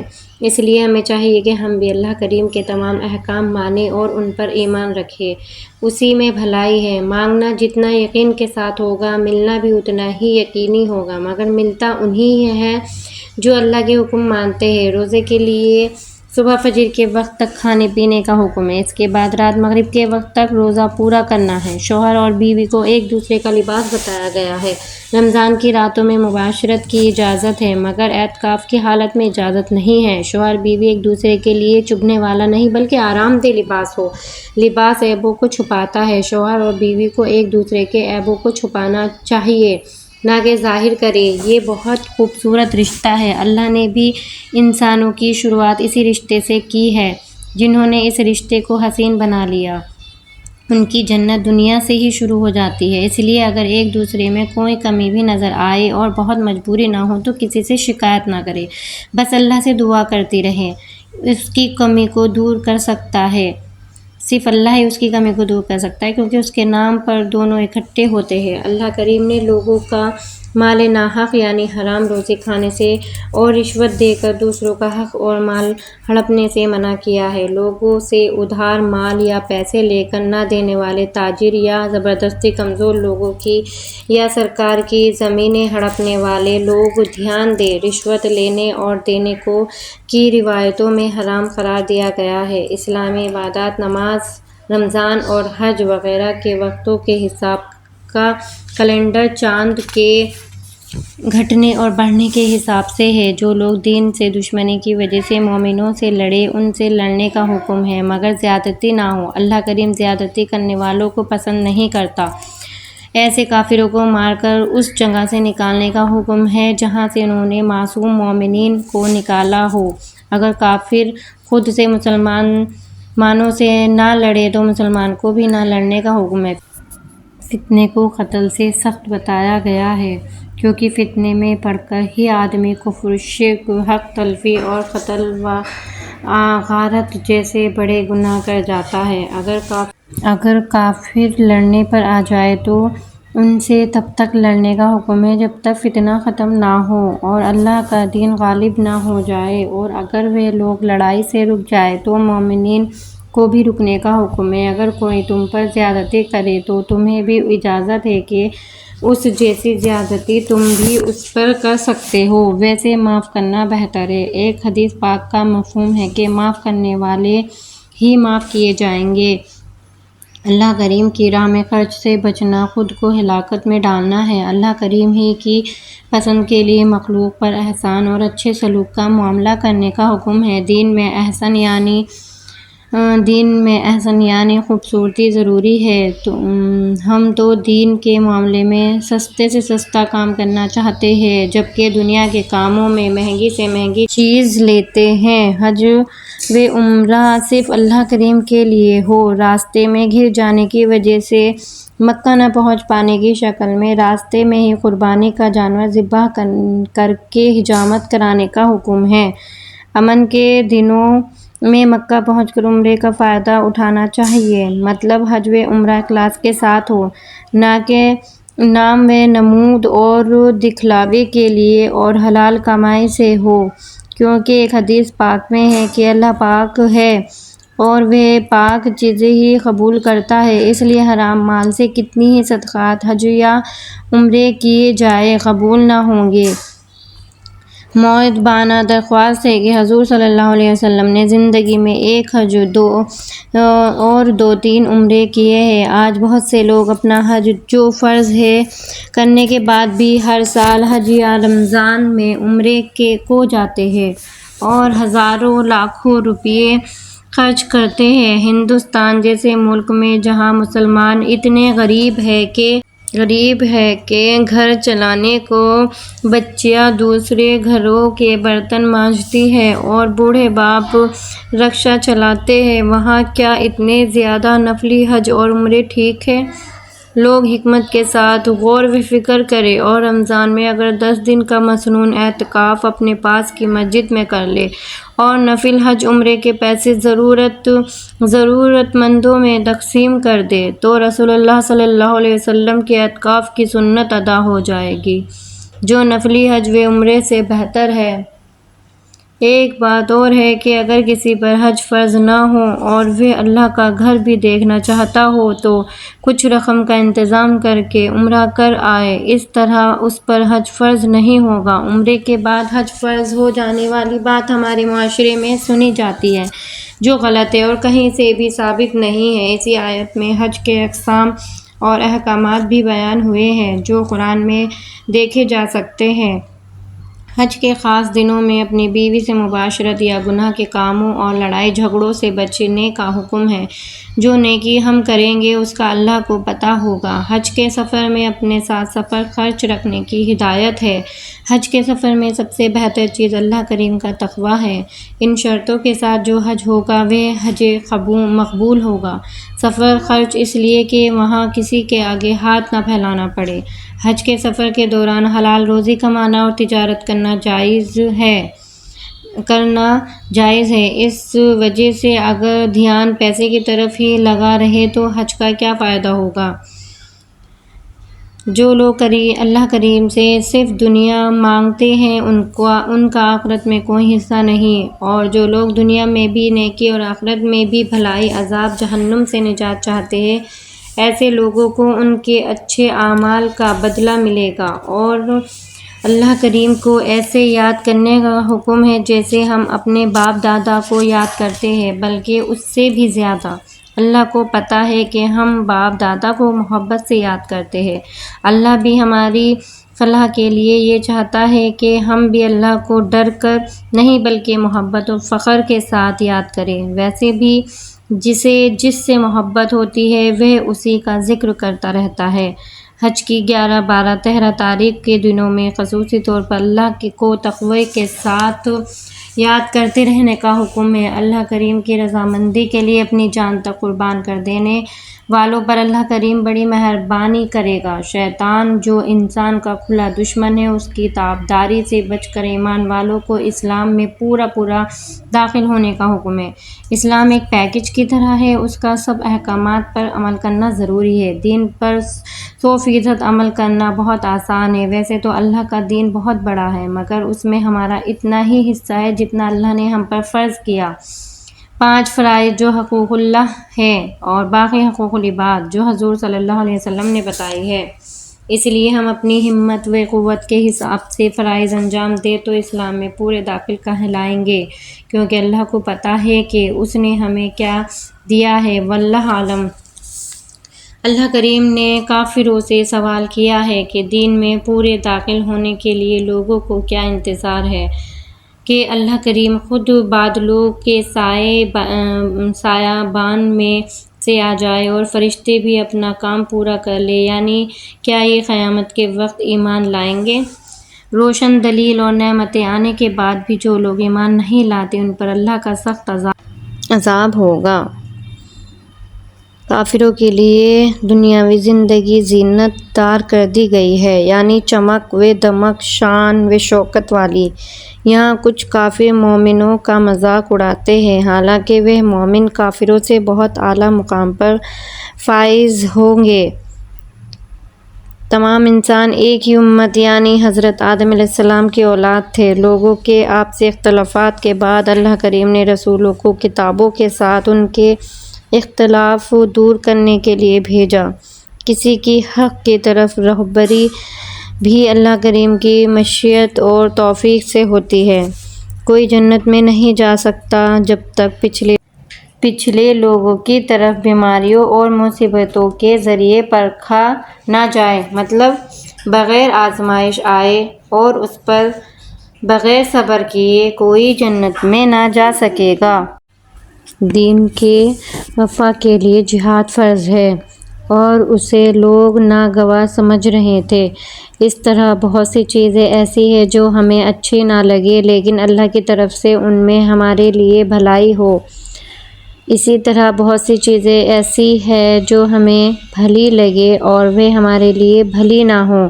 کسی بھی کام میں اچھائی یا برائی کا علم صرف اللہ کریم کو ہے، اس لیے پورے توکل اور بھروسے کے ساتھ اپنے کاموں کی دعا اللہ کریم سے کرنی چاہیے اور جانی یا مالی نقصان ہونے پر یا کوئی جائیداد یا شادی کے لیے رشتہ وغیرہ ہاتھ سے نکل جانے پر افسوس نہیں ہونا چاہیے، سوچنا چاہیے کہ ہمارے لیے اسی میں ہی خیر ہوگی۔ ایمان لا کر اللہ کریم کے دین کے غلبے کے لیے ضرورت پڑنے پر ہجرت اور جہاد کرنے والے ہی رحمت الہی کے امیدوار ہیں۔ شراب اور جوا کبیرہ گناہ ہیں، ان سے دور رہنے اور پاس بھی نہ بھٹکنے کا حکم ہے۔ اپنی ضرورت سے زیادہ چیزیں اللہ کی راہ میں خرچ کرنے کا حکم ہے، مطلب شراب، جوا، سٹہ جیسے حرام کی ممانعت ہے۔ ان کاموں سے پیسہ کمانا بھی حرام ہے، اس لیے ان کی تجارت حرام ہے۔ ضرورت سے زیادہ چیزیں یہ ہے کہ جیسے کسی کے پاس 20 جوڑی کپڑے ہو اور وہ 5 یا 6 جوڑی ہی پہنتا ہو، باقی سلے ہوئے یا بنا سلے رکھے ہو، یعنی جو چیزیں استعمال میں نہ ہوں فالتو رکھے ہو۔ ویسے جو بھرپور توکل والے ہوتے ہیں وہ تو ہر چیز ہی اللہ کی راہ میں خرچ کر ڈالتے ہیں، جیسے حضرت ابوبکر صدیق رضی اللہ تعالیٰ عنہ کہتے ہیں کہ اللہ یہ نہیں کہتا کہ اپنی ضرورتیں پیچھے ڈال دو، بلکہ یہ کہتا ہے اللہ کہ جو زائد ہو وہ خرچ کرو۔ اچھی نیت کے ساتھ یتیموں کی بہترائی کے لیے ان کے مال اپنے مال میں ملا کر تجارت کرنے کی اجازت ہے۔ یہ بہت اجر کا کام ہے، کیونکہ اس سے یتیموں کا مال خروبرد ہونے سے بچ جاتا ہے۔ مشرکہ عورتوں سے جب تک شرک سے توبہ کر کے ایمان میں نہ آ جائے تب تک نکاح نہ کرنے کا حکم ہے، چاہے وہ ہمیں کتنی ہی اچھی لگے۔ ایسے ہی مشرک مرد چاہے وہ کتنا ہی اچھا لگے، اس سے نکاح میں اپنی عورتیں یعنی بہنیں بیٹیاں نہ دینے کا حکم ہے۔ آزاد مشرک مرد یا عورت سے مومن غلام یا مومن باندی کو بہتر کہا گیا ہے۔ حیض میں عورتوں سے الگ رہنے یعنی مباشرت سے کرنے کا حکم ہے جب تک وہ پاک نہ ہو جائے۔ اللہ توبہ کرنے والوں اور پاک رہنے والوں سے محبت کرتا ہے۔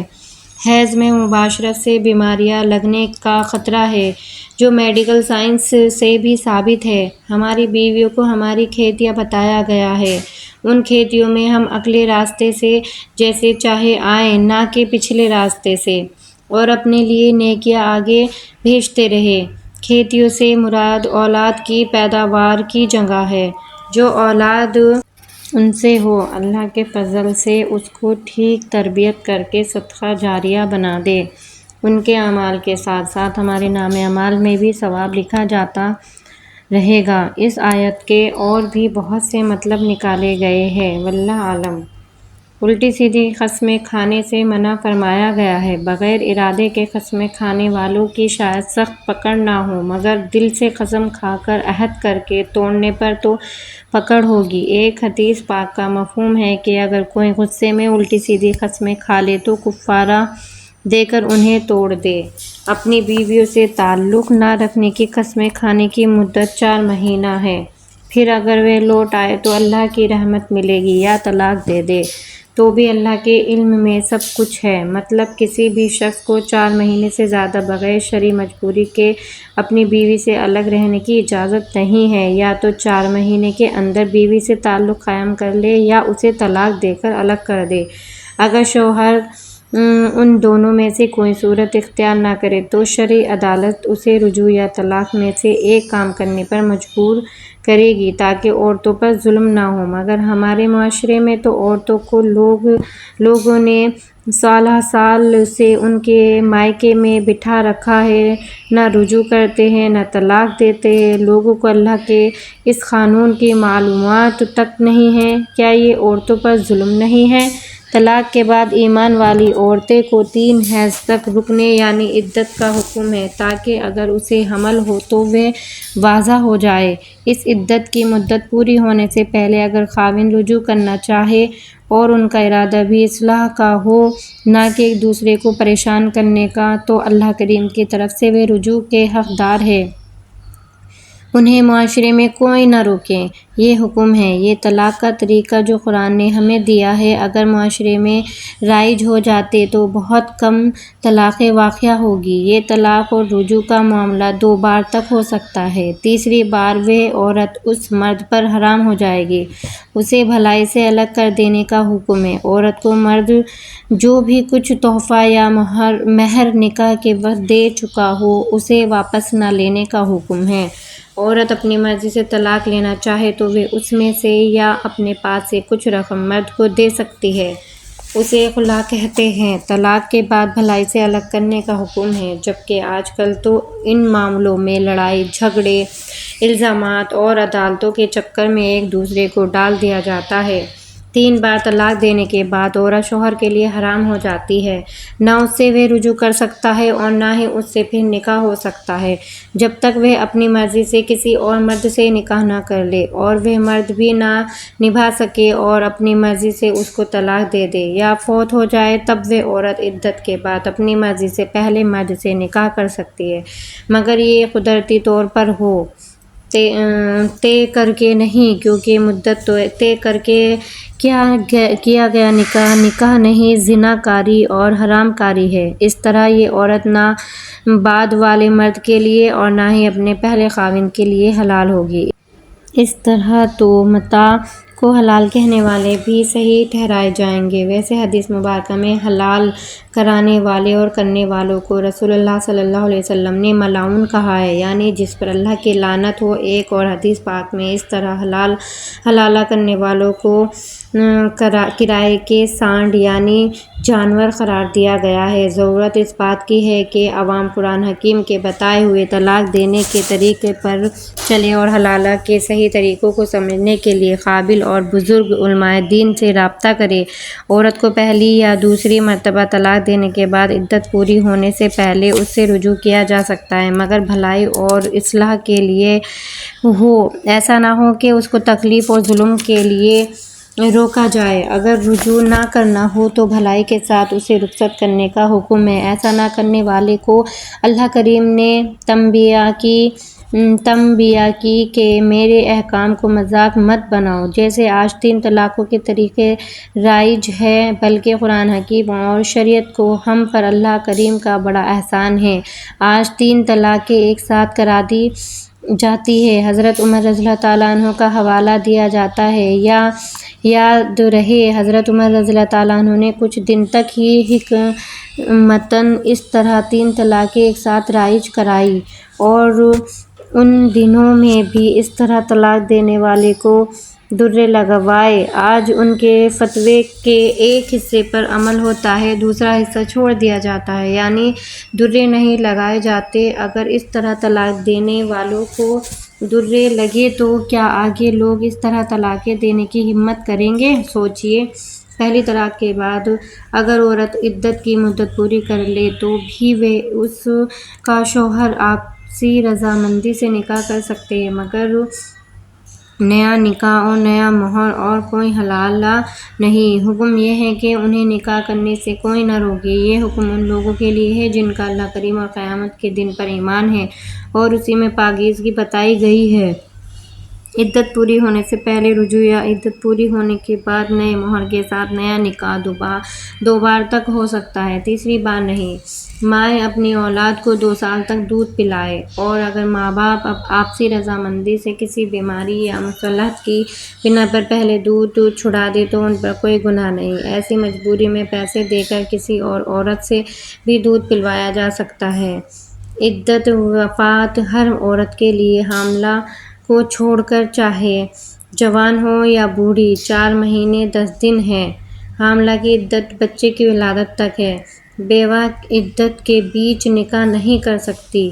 کسی بیوہ یا طلاق شدہ عورت سے عدت کے دوران کوئی مرد اشارتاً تو نکاح کی بابت کہلوا سکتا ہے، مگر چھپ چھپا کر خفیہ عہد اور وعدے نہیں کرنے کا حکم ہے، کیونکہ دوران عدت نکاح نہیں ہو سکتا۔ گناہ ہو جانے پر گناہ ماننے والے تائب اللہ کریم کے پسندیدہ ہیں۔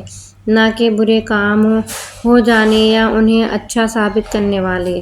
چھپ چھپا کر وعدوں سے منع فرمایا گیا ہے۔ آج تو لڑکے لڑکیاں ٹیلی فون پر گھنٹوں الٹی سیدھی باتیں اور وعدے ہی تو کرتے ہیں جو اسلام میں جائز نہیں ہے۔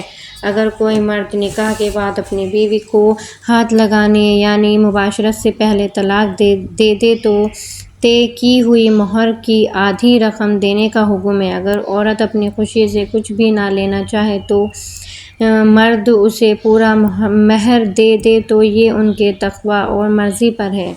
نمازوں کی حفاظت کا حکم ہے، خاص طور پر درمیان والی نماز، اور اللہ کے لیے باادب کھڑے رہنے کا حکم ہے۔ کچھ روایتوں میں درمیان کی نماز عصر کی نماز کو بتایا گیا ہے اور کچھ کے مطابق فجر کی نماز ہے۔ بہرحال ہر نماز کی حفاظت ضروری ہے۔ دوسرے، ہم اپنی نمازوں میں قیام پر نظر ڈالیں کہ کیا ہمیں نمازوں میں اللہ یاد بھی آتا ہے، جو اس کا ادب بھی یاد رہے۔ خوف کے ماحول میں پیدل چلتے ہوئے یا سواری پر بھی نماز ادا کی جا سکتی ہے، لیکن جب امن کا ماحول ہو تو صحیح طریقے سے نماز ادا کی جائے۔ کسی کام کا شدید خراب ہونے کا خوف ہو، جیسے ٹرین یا کوئی اور سواری نکلنے یا پیچھے آ رہے دشمن سے شدید خطرے کا خوف وغیرہ۔ غور طلب بات یہ ہے کہ جب خوف کی حالت میں نماز قضا نہیں کی جا سکتی، چاہے پیدل پڑھی جائے یا سواری پر جس میں رخ بھی طے نہیں ہو سکتا، تو کیا جان بوجھ کر نماز چھوڑ دینا یا وقت نکال دینے کے بعد قضا پڑھنا جائز ہو سکتا ہے؟ ایک حدیث پاک کا مفہوم ہے کہ جس نے جان بوجھ کر نماز چھوڑی، اللہ کا ذمہ اس سے بری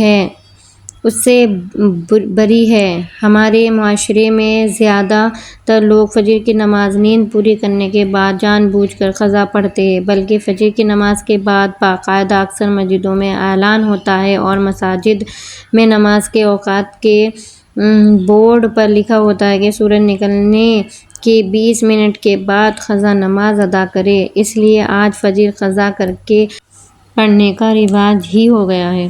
روایتوں میں ہے کہ صرف 2 وجہوں سے اگر نماز پڑھی گئی ہو، ایک یہ کہ تمام کوششوں کے باوجود انسان سوتا رہ جائے اور نماز نکل جائے، دوسرے نماز پڑھنا بھول ہی جائے تو یاد آتے ہی یا سو کر اٹھتے ہی فوراً نماز کی قضا پڑھنی ہے، اور کسی نماز کی قضا نہیں ہے۔ اگر اللہ کریم کو نمازوں کی قضائیں ہی پڑھوانی ہوتی تو عورتوں کے حیض کے دنوں کی نمازیں معاف کرنے کے بجائے بعد میں قضا پڑھنے کا حکم ہوتا، جیسے حیض کے دنوں کے چھوٹے ہوئے روزے پاک ہونے کے بعد رکھنے کا حکم ہے۔ کوئی فوت ہو جائے تو کہا جاتا ہے کہ اس کی قضا آ گئی تھی۔ جان بوجھ کر قضا کی گئی نمازیں بھی مردوں جیسی ہی ہیں۔ اللہ جو خود کو حی القیوم کہتا ہے، سوچیے کیا وہ مردہ نمازیں لے لے گا؟ ایک بار ایک غزوے میں کافروں کا پیچھا کرتے ہوئے حضور اکرم صلی اللہ علیہ وسلم کی عصر کی نماز بھول سے قضا ہو گئی تھی۔ تب حضور صلی اللہ علیہ وسلم نے کافروں پر لعنت کی تھی۔ اب سوچیے کہ جس وجہ سے بھی ہماری نمازیں قضا ہو، چاہے وہ نیند ہو یا بیماری، سفر یا تقریبات، کیا وہ لعنت کے قابل چیزیں نہیں ہیں؟ اس لیے پہلے قضا ہوئی نمازوں کی اللہ غفور الرحیم سے معافی مانگ کر آگے سفر، ہلکی پھلکی بیماری یا نیند کی وجہ سے نمازیں قضا کرنے والے احتیاط کریں، کیونکہ احادیث پاک کے مطابق شدید بیماری میں بھی بیٹھ کر یا اشارے سے لیٹے لیٹے نماز پڑھنے کا حکم ہے۔ وضو نہ ہو سکے تو تیمم کر کے پڑھنے کا حکم ہے۔ غرض یہ کہ نماز کسی حال میں بھی نہ تو معاف ہے اور نہ ہی جان بوجھ کر قضا کرنا ہے۔ کوئی اگر دماغی بیماری یا بے ہوش ہو تو اور بات ہے۔ ایک حدیث پاک کا مفہوم ہے کہ جان بوجھ کر ایک نماز قضا کرنے والے کا نام دوزخ کے دروازے پر لکھ دیا جاتا ہے۔ نماز نہ پڑھنے والوں کے بارے میں اور بھی احادیث میں بہت بڑے بڑے عذاب کی وعیدیں آئی ہیں۔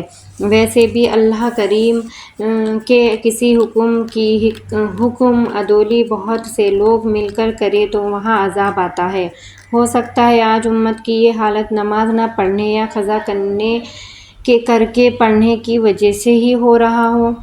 متقی لوگوں پر اپنی طلاق شدہ کو عدت کے دنوں میں اچھی طرح نان نفقہ خرچ دینا لازم قرار دیا گیا ہے۔ بہت سے لوگ ایسی عورتوں کا عمر بھر کا نان نفقہ مرد سے چاہتے ہیں، عدالتوں میں کیس کر دیتے ہیں، جو دینی حساب سے غلط ہے۔ ایک اور طرف ہمیں دھیان دینا چاہیے کہ اگر ہماری کوئی بہن یا بیٹی بیوہ یا طلاق ہو جانے کی وجہ سے گھر آ جائے تو اس کے دوسرے نکاح کی مدت یا نکاح نہ کرنے کی صورت میں اس کے ساتھ پہلے سے بھی اچھا سلوک کرنا چاہیے، جبکہ اکثر گھروں میں شروع میں تو اسے مظلوم سمجھ کر اس کے ساتھ اچھا سلوک ہوتا ہے، مگر وقت گزرنے کے ساتھ وہ بوجھ لگنے لگتی ہے۔ جبکہ اکثر طلاقوں میں عورتوں کی غلطی نہیں ہوتی اور موت پر تو کسی کا زور ہے ہی نہیں۔ اس کا حل یہ ہے کہ اگر اپنے بچوں کی وجہ سے وہ شادی نہ کرنا چاہے تو رشتہ دار مل کر اس کے بچوں کو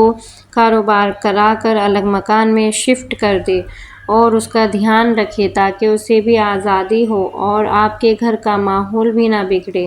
اللہ کریم کو قرض دینے یعنی اس کی راہ میں خرچ کرنے والوں کو بڑھا کر واپس ملتا ہے۔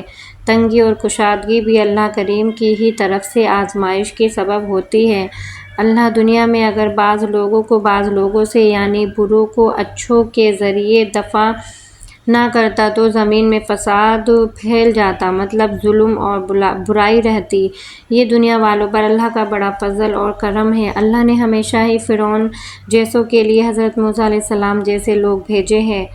رسولوں میں اللہ کریم نے بعضوں کو بعضوں پر فضیلت دی ہے۔ ایسے رسول بھی ہیں جن سے اللہ کریم نے کلام کیا ہے اور کئی کے درجے بھی بلند کیے ہیں۔ اللہ جو چاہے کر سکتا ہے، مگر ہمیں اجازت نہیں ہے کہ ہم رسولوں میں سے کسی کو دوسرے پر فضیلت دیں، کیونکہ رسول اللہ صلی اللہ علیہ وسلم کا حکم ہے کہ مجھے حضرت یونس علیہ السلام پر بھی فضیلت مت دو، مگر آج لوگ پیارے رسول صلی اللہ علیہ وسلم کے اس حکم کی اندیکھی کرتے ہیں۔ اللہ کریم نے ہمیں جو دے رکھا ہے یعنی دولت، صحت اور علم، اس میں سے قیامت کے دن سے پہلے پہلے خرچ کرنے کی ہدایت ہے، کیونکہ اس دن تجارت اور خرید و فروخت ہوگی، نہ دوستی اور نہ سفارش۔ موت سامنے دیکھ کر یا جان لیوا بیماری کے پتہ لگنے کے بعد اللہ کی راہ میں خرچ کرنا تندرستی میں خرچ کرنے جیسے نہیں ہو سکتا، کیونکہ تندرستی میں وہ ہمارا ہوتا ہے اور موت آتے وقت وہ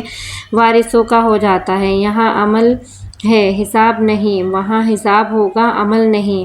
اللہ کریم ہی سچ اور اکیلا معبود ہے، وہ ہمیشہ سے ہے اور ہمیشہ زندہ اور قائم رہنے والا ہے۔ اسے نہ اونگ آتی ہے نہ نیند۔ زمین اور آسمانوں کی تمام چیزیں اس کی ملکیت میں ہیں۔ اس کی اجازت کے بغیر کوئی کسی کی شفاعت تک نہیں کر سکتا۔ اسے آگے پیچھے ہر طرف کا تمام علم ہے۔ وہ اپنے علم میں سے جسے جتنا اور جب چاہے اپنی مرضی سے دے سکتا ہے۔ اس کی کرسی یعنی اقتدار و اختیار کی وسعت و پھیلاؤ نے زمین اور آسمان کو گھیر رکھا ہے۔ اللہ ان سب چیزوں کی حفاظت سے نہ تو تھکتا ہے اور نہ ہی اکتاتا ہے۔ اسے کوئی چیز عاجز نہیں کر سکتی۔ وہی سب سے اعلیٰ اور عظیم ہے۔ حضور صلی اللہ علیہ وسلم نے اس آیت الکرسی کو قرآن کی تمام آیتوں کا سردار اور سب سے افضل آیت کہا ہے۔ دین میں کوئی زبردستی نہیں ہے۔ کوئی اپنی مرضی سے ایمان میں آنا چاہے تو ٹھیک ہے، جس نے بھی غیر اللہ کو چھوڑ کر اللہ کریم پر ایمان رکھا وہ ایسا ہے جیسے اس نے مضبوط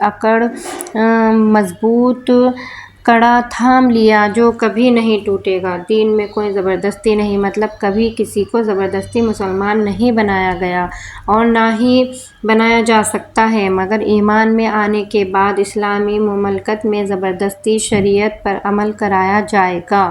دوسرے ہمارے یہاں ہر مسلک کے لوگ زبردستی اپنی سوچ لوگوں پر تھوپنا چاہتے ہیں، جبکہ اس طرح زبردستی کرنا نہ تو حضور محمد صلی اللہ علیہ وسلم سے ثابت ہے اور نہ ہی کسی بھی امام کا حکم ہے۔ زبردستی کرنے سے تو آزادی ختم ہو جاتی ہے جو اللہ کا اس کائنات کو بنانے کا مقصد ہے۔ یہاں مضبوط کڑے کا ذکر آیا ہے۔ اس کو ایسے سمجھا جائے جیسے ڈوبتے آدمی کے ہاتھ میں آ کر جہاز کا کنڈا یا کڑا آ جائے تو کیا اسے وہ چھوڑے گا، جبکہ اسے پتہ ہے کہ اس کی پکڑ میں ہی میری زندگی ہے۔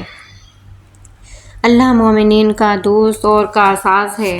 وہ انہیں اندھیریوں سے نکال کر روشنی کی طرف لے جاتا ہے، جبکہ کافروں کے دوست اور کارساز شیاطین ہیں جو انہیں روشنی سے نکال کر اندھیریوں کی طرف لے جاتے ہیں۔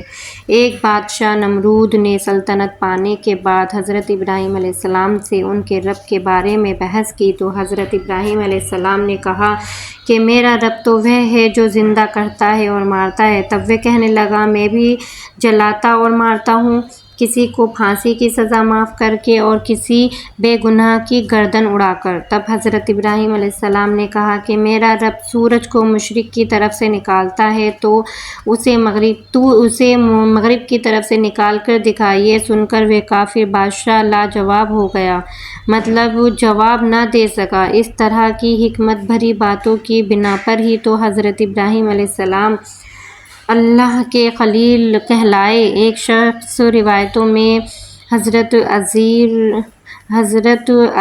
علیہ السلام کا چھت کے بل الٹی پڑی بستی کو دیکھ کر یہ کہنا کہ اس کی موت کے بعد اللہ اسے اب کیسے زندہ کرے گا، تو اللہ نے اپنی قدرت دکھانے کے لیے 100 سال کے لیے انہیں موت دے دی۔ پھر انہیں اٹھا کر پوچھا کہ تم پر یہ کتنی مدت گزری؟ تب انہوں نے کہا کہ 1 دن یا دن کا کچھ حصہ۔ اللہ نے ان سے فرمایا کہ تم 100 سال تک مردہ رہے، لیکن تم اپنے کھانے پینے کی چیزوں کو دیکھو، وہ بالکل خراب نہیں ہوئیں، اور گدھے کو دیکھو جو ختم ہو کر ہڈیوں کا ڈھانچہ بنا پڑا تھا۔ پھر اللہ نے فرمایا کہ ہم تمہیں لوگوں کے لیے ایک نشانی بنا دیں گے۔ پھر اللہ نے اس ہڈیوں کے ڈھانچے پر گوشت چڑھا کر دکھایا تو وہ بول اٹھے میں جانتا ہوں کہ اللہ ہر چیز پر قادر ہے۔ یہاں ایک ہی زمانہ 3 طرح سے الگ الگ چیزوں پر گزرا۔ حضرت عزیر علیہ السلام 100 سال سوتے رہے، ہوش میں نہ رہے، کھانا 100 سال میں بھی خراب نہ ہوا، اور گدھے پر 100 سال گزرے اور وہ ختم ہو گیا۔ اللہ چاہے تو صدی کو لمحہ میں سمیٹ دے اور چاہے تو لمحہ کو صدی بنا دے، جیسے معراج النبی صلی اللہ علیہ وسلم اور اصحاب کہف وغیرہ کے واقعات قرآن کریم میں مذکور ہے۔ یہ سب اللہ کی قدرت کا مظہر ہے۔ حضرت ابراہیم علیہ السلام نے مردہ کو زندہ کرنے کی بابت سوال کیا تو اللہ نے فرمایا کہ کیا تمہیں میرے اس عمل پر ایمان نہیں؟ عرض کیا ایمان تو ہے، لیکن میرے دل کی تسلی ہو جائے گی۔ تب اللہ نے فرمایا 4 پرندے لے لو، ان کے ٹکڑے ٹکڑے کر کے مختلف پہاڑوں پر ان کے ٹکڑوں کو رکھ کر پکارو تو وہ تمہارے پاس دوڑتے ہوئے آ جائیں گے۔ اس سے معلوم ہوا کہ مشاہد کی بہت اہمیت ہے۔ اسلام صرف تحریر اور تقریر کا ہی مذہب نہیں بلکہ مشاہدہ کا بھی مذہب ہے۔ آج ہمیں اسلام سنایا جا رہا ہے، دکھایا نہیں جا رہا ہے، جبکہ حضور صلی اللہ علیہ وسلم نے اپنی پوری زندگی میں اسلام سنایا کم ہے، عمل کر کے زیادہ دکھایا ہے۔ حضور صلی اللہ علیہ وسلم کے اخلاق کے بارے میں آتا ہے کہ وہ قرآن کی عملی شکل تھے۔ اللہ کریم کی راہ میں 1 دانہ خرچ کرنے پر 700 دانے ملتے ہیں، بلکہ اللہ کریم چاہے تو اور بھی بڑھا کر دیتا ہے، اس کے خزانے بہت کشادہ ہیں۔ حدیث پاک کا مفہوم ہے کہ اللہ کی راہ میں خرچ کرنے پر دنیا میں 10 گنا اور آخرت میں 700 گنا تک یا اس سے بھی زیادہ ملتا ہے، لیکن یہ خرچ اخلاص کے ساتھ ہو، کیونکہ اگر ریاکاری ہوگی تو یہ 0 یعنی کہ 0 ہے۔ 0 سے ضرب دینے پر بڑی سے بڑی گنتی 0 ہو جاتی ہے۔ اللہ کریم کی راہ میں خرچ کر کے احسان نہ جتانے والوں اور تکلیف نہ پہنچانے والوں کا اجر اللہ کریم کے پاس ہے۔ دنیا یا آخرت میں ایسے لوگوں کو کوئی خوف نہ ہوگا، نہ وہ اداس و پریشان ہوں گے۔ تکلیف نہ پہنچانا یعنی زبان یا طاقت سے غریب، کمزور اور مظلوموں کو طعنہ نہ دینا۔ نرم بات کہنا اور لوگوں کو غلطیوں پر معاف کر دینا اس صدقے سے بہتر ہے جس کے بعد زبان یا عمل سے تکلیف دی جائے۔ اللہ کریم اور قیامت ایمان رکھے بغیر لوگوں میں دکھاوے کے لیے مال خرچ کرنے والے کی مثال ایسے پتھر سے کی گئی ہے جس پر تھوڑی مٹی لگی ہو اور تیز بارش اس کو دھو کر بالکل صاف کر دے۔ اس لیے پہلی شرط ایمان ہے، پھر عمل صالح ہے۔ اللہ کریم سے وفاداری و ایمان نہ ہونے کی وجہ سے کافروں کے تمام کیے ہوئے اچھے اعمال قیامت میں غارت کر دیے جائیں گے۔ ویسے بھی ریاکاری ایمان کو غارت کر دیتی ہے۔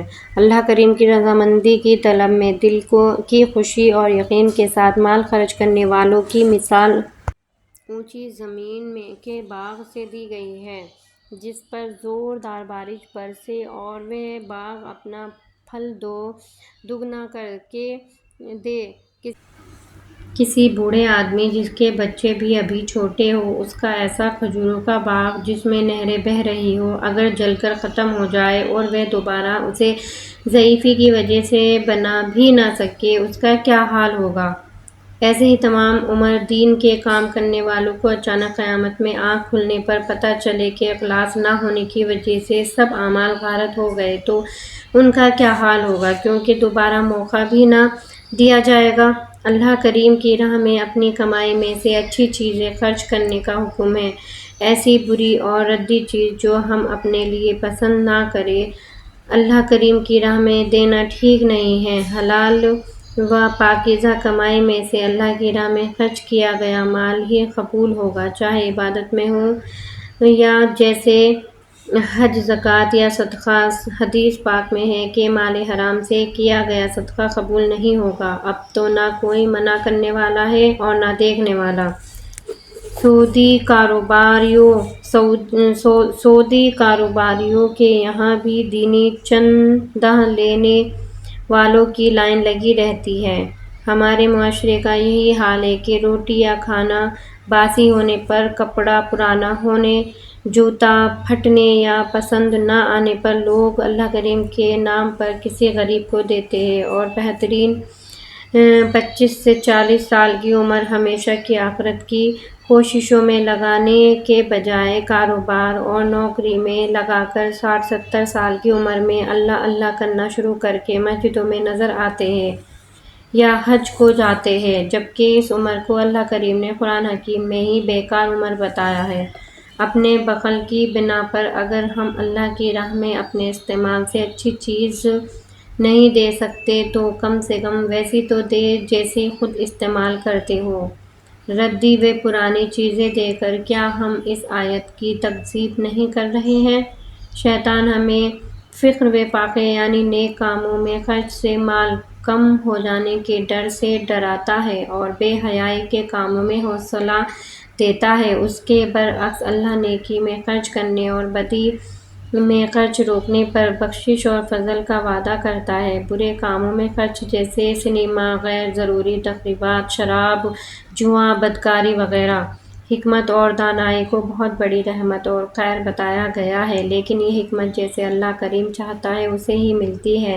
حکمت یا فراست کے بارے میں حضور صلی اللہ علیہ وسلم کی حدیث پاک کا مفہوم ہے کہ مومن کی فراست سے ڈرو کیونکہ وہ اللہ کے نور سے دیکھتا ہے۔ صدقہ اور خیرات ظاہر کر کے دینا بھی ٹھیک ہے مگر غریب کو چپکے سے چھپا کر دینا زیادہ بہتر ہے۔ صدقہ کرنے سے اللہ کریم گناہوں کو مٹا دیتا ہے۔ فرض عبادات ظاہر کرنے کا حکم ہے، چاہے نماز ہو یا زکوٰۃ، جس سے لوگوں کو ترغیب ملے اور شیطان کے اس بہکاوے سے بچے رہیں کہ لوگ دیکھیں گے تو ریاکاری ہوگی، اس لیے گھر پر ہی نماز پڑھ لو، مسجد نہ جاؤ۔ نفل نمازیں، امداد، صدقات وغیرہ چھپا کر کرنا ہے تاکہ فتنے اور کنجوسی سے بچے رہیں۔ اللہ کریم کے دین کے لیے زندگی وقف کرنے والے جو دینی کاموں کی مصروفیات کی وجہ سے کاروبار بھی نہیں کر سکتے، ان کے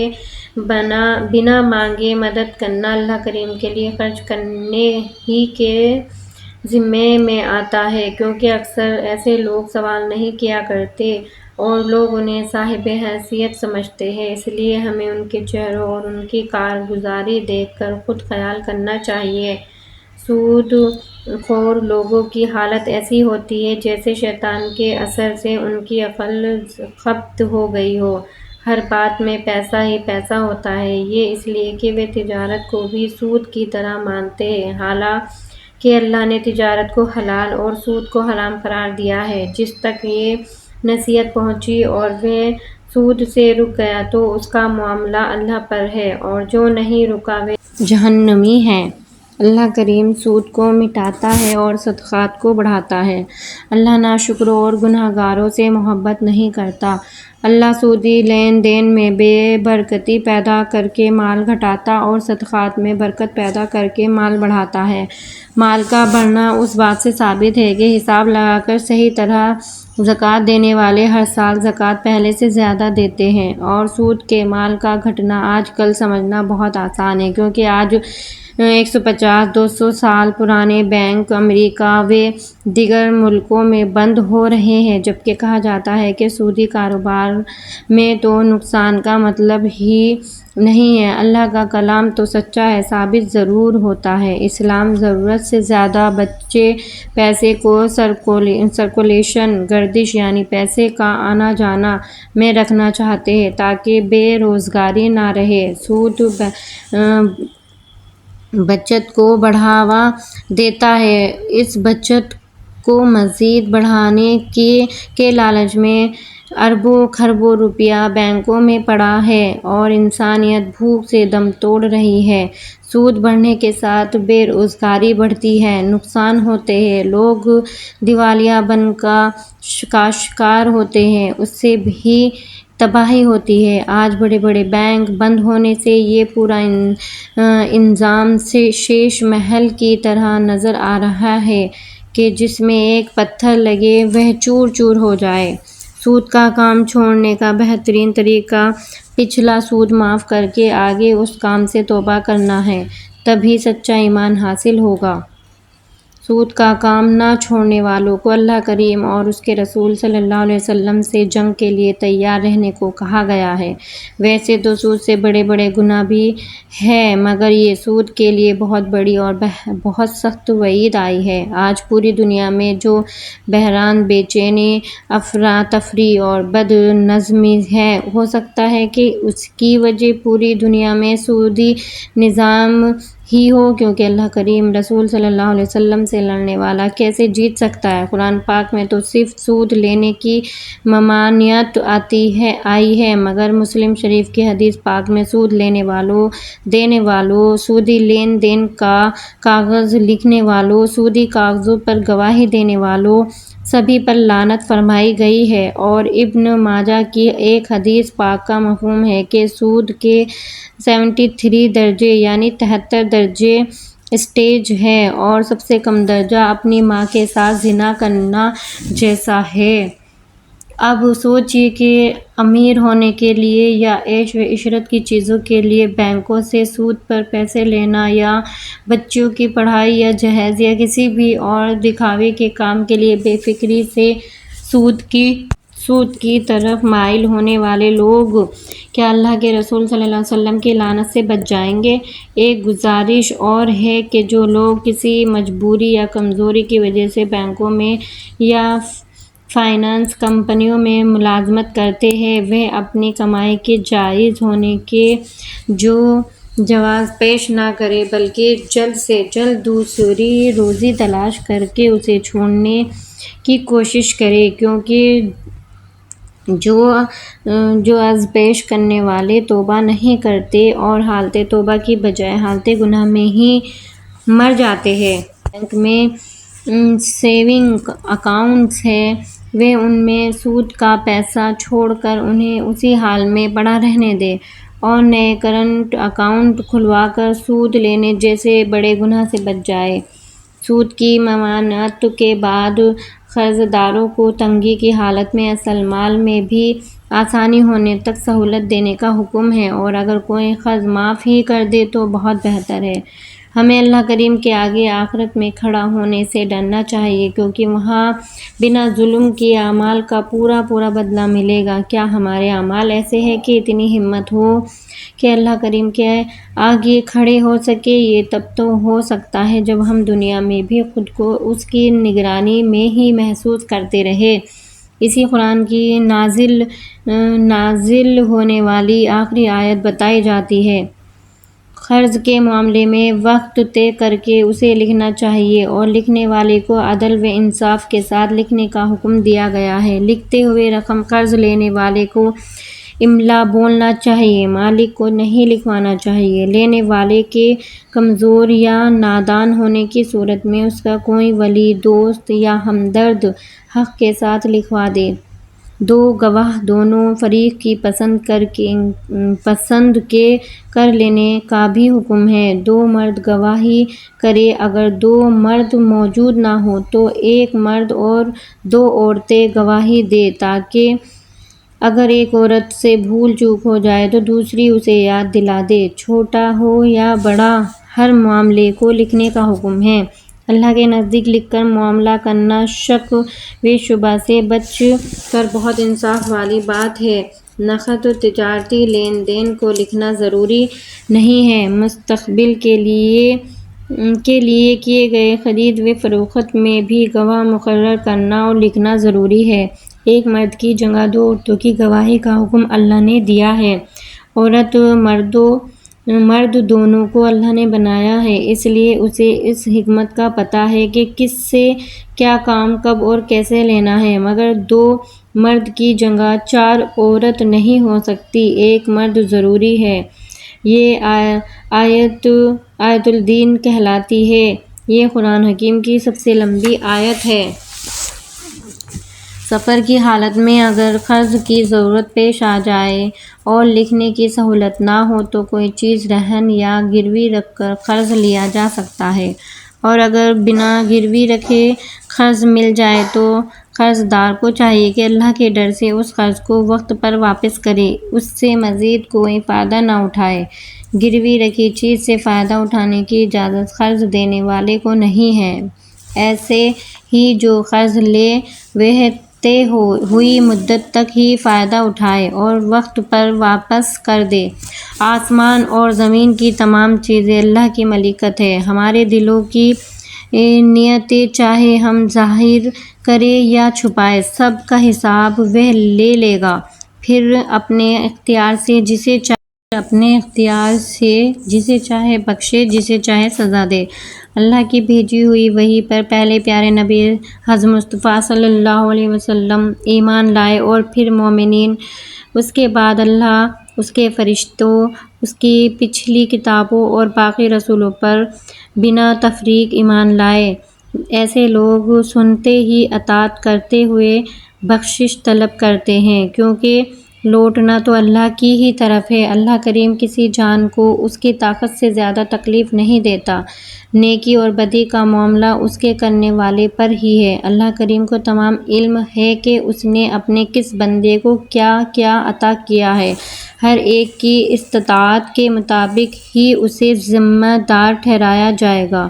اس وسعت میں دین، ماحول، جنس، ذہانت، طاقت، علم، صحت، خاندانی فضیلت وغیرہ سب اللہ کو پتہ ہے کہ کون نیکی میں کہاں تک جا سکتا ہے اور بدی سے کہاں تک رک سکتا ہے، اور اس کے اندر کتنی برداشت کا مادہ ہے۔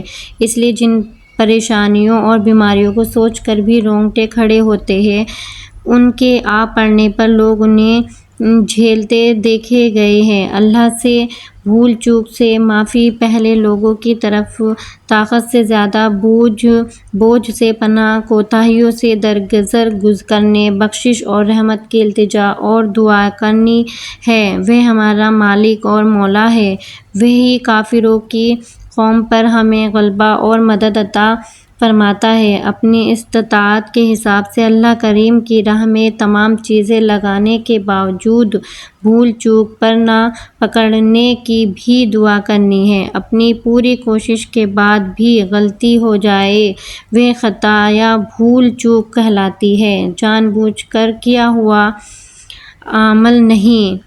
اس صورت کی آخری 2 آیتیں حضور صلی اللہ علیہ وسلم کو معراج میں عطا کی گئی تھی، اس لیے یہ آیتیں امت کے لیے تحفہ المعراج ہے۔